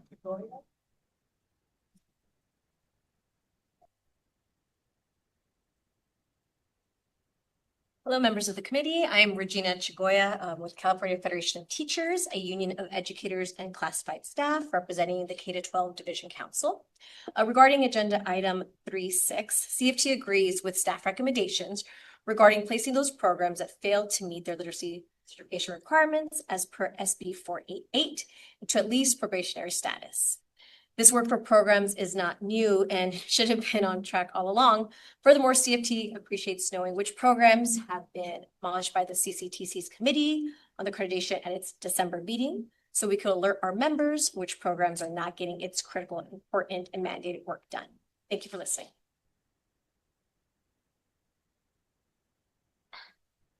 We have no other requests for public comment. The public comment period for this item is now closed. Do we have commissioners who have any questions or comments on this item? Commissioner Simmons?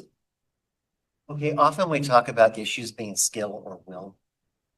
And to me, if a program doesn't have the will to do what they have to do for 488, they shouldn't be giving people credentials, or they shouldn't be recommending people for credentials.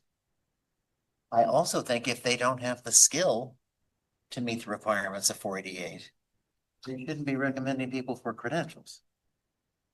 So while I support the recommendation, I would have been okay with a recommendation that was a little bit more draconian also.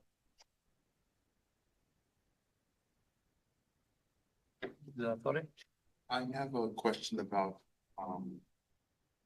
how does this impact any candidates at the institutions? Well, that's a good question because one of the requirements for probationary stipulations is that the candidates are certified. And so the candidates at any remaining institutions be notified that their program is on probation. So are they at risk of not,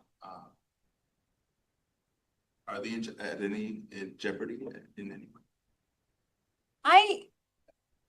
It's hard to, I don't think so. I think the jeopardy is in, do they have a program that is preparing them for the LPA or to be highly prepared for literacy instruction? And that's what we're trying to get at with the certification process. So as I said, the vast majority of these that are left, I think are close. It's more of a matter of demonstrating this to us. I mean, I think part of the challenge has been, I can't even describe, this is a mountain of work, the level of specificity, and it has taken this long, even on our part, to get through these. So in some cases, you know, it's taken this long because we have so many reviewers available to us with the right expertise. You know, we have low incidence areas where you have to have somebody who knows the visual impairments or the DHH. So early childhood, those kinds of things. So it's just been it's taken a lot of time to get there. But in terms of candidates will still be able to take the LPA. I assume they'll still have the foundations of reading possibly available to them. Haven't really done a lot of work in looking at that, but. My concern is more for the candidates than the institution. Right. So they would still be eligible, they would still pass.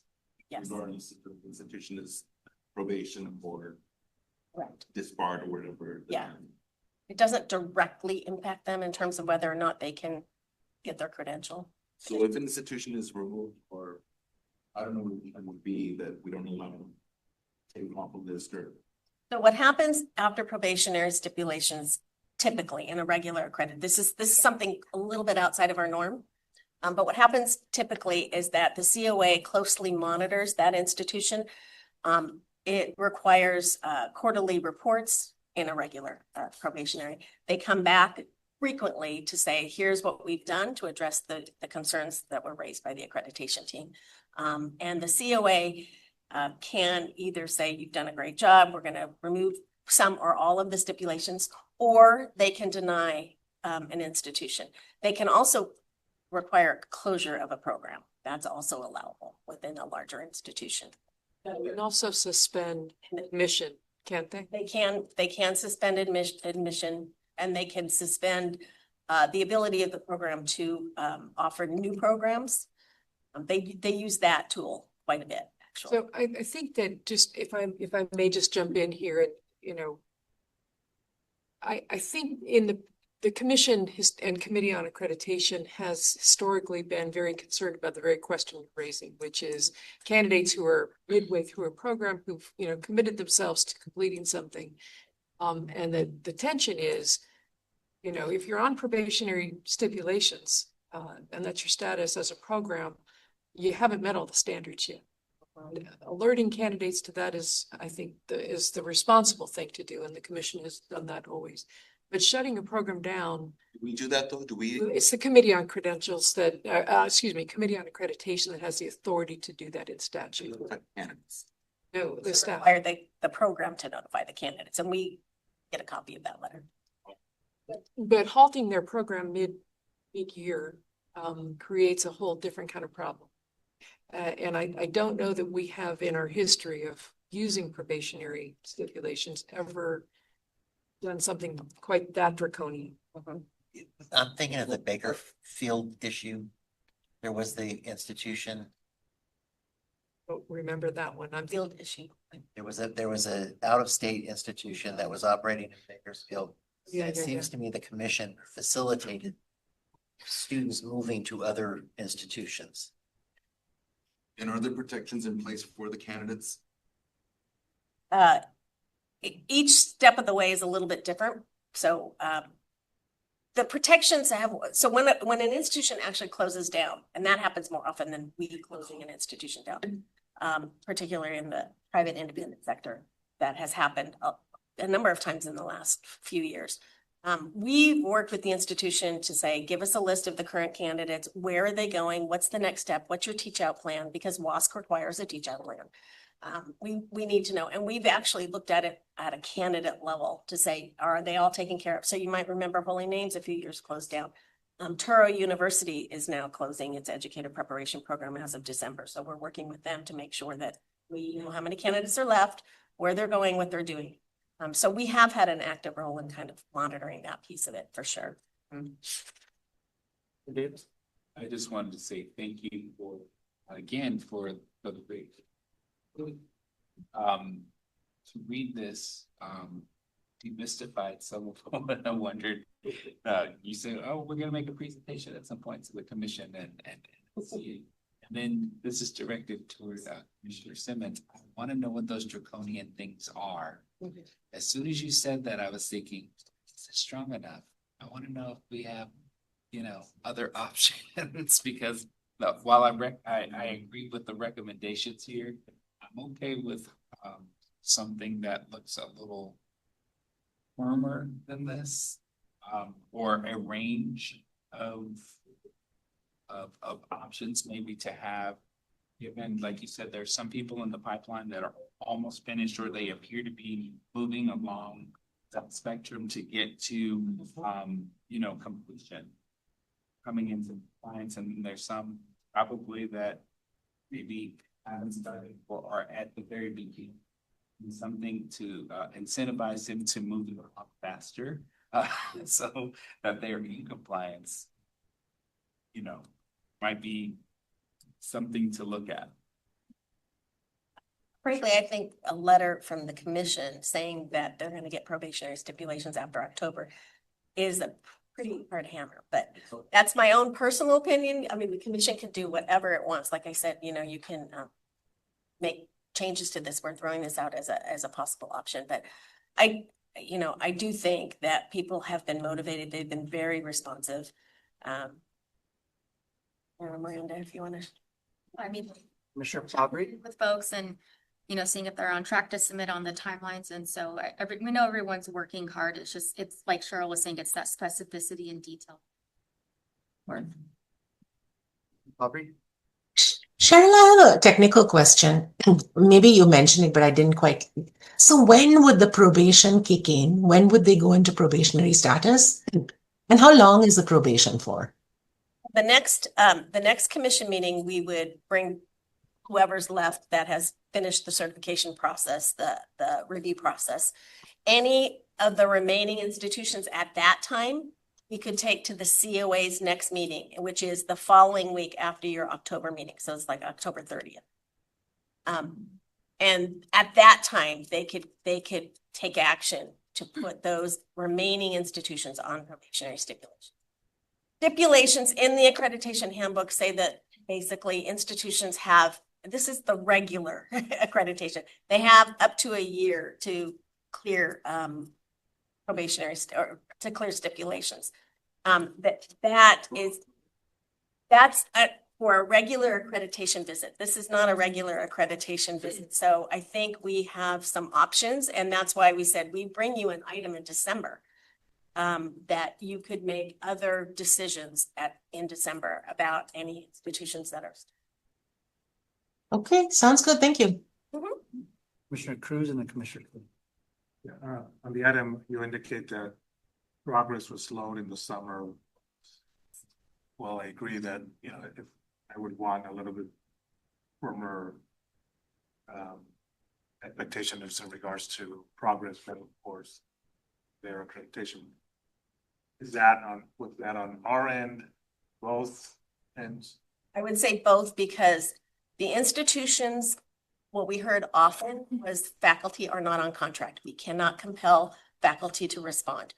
We did have a couple situations where the institution had hired new faculty that they were in the literacy realm and they weren't taking their positions until August. So there are a variety of reasons for the institution. On our part, we rely on volunteer reviewers who are some also faculty members at institutions. And so they were just, they're amazing. Yes. Our volunteer reviewers are amazing, but they also had vacations or were out of town or were not available. So we did see things slow a little bit. Based on that, I mean, I support that, but I would stronger expectations on the urgency of them being able to work through and make progress towards, and not necessarily a year worth. So if they're not making progress, that, you know, by school year, right? And because, you know, to your point in terms of the candidates and not having any negative impact on candidates would be what I would. Mr. Simmons? I just also want to give a shout out to, at least I know the CSU had a very strong work group where that they were all working together, or many of them were working together and thought that through. I know also that there were some privates that got together and worked on that. So I think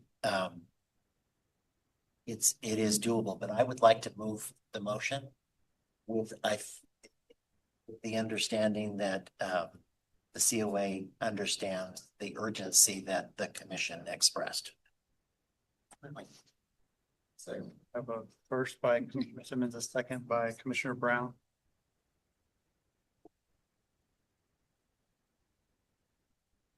Is there any other further discussion? Want to say, I just want to come in with that what Cheryl Hickey had mentioned before, that we have 195 programs that have already been certified. It's like we really need to celebrate that win, right?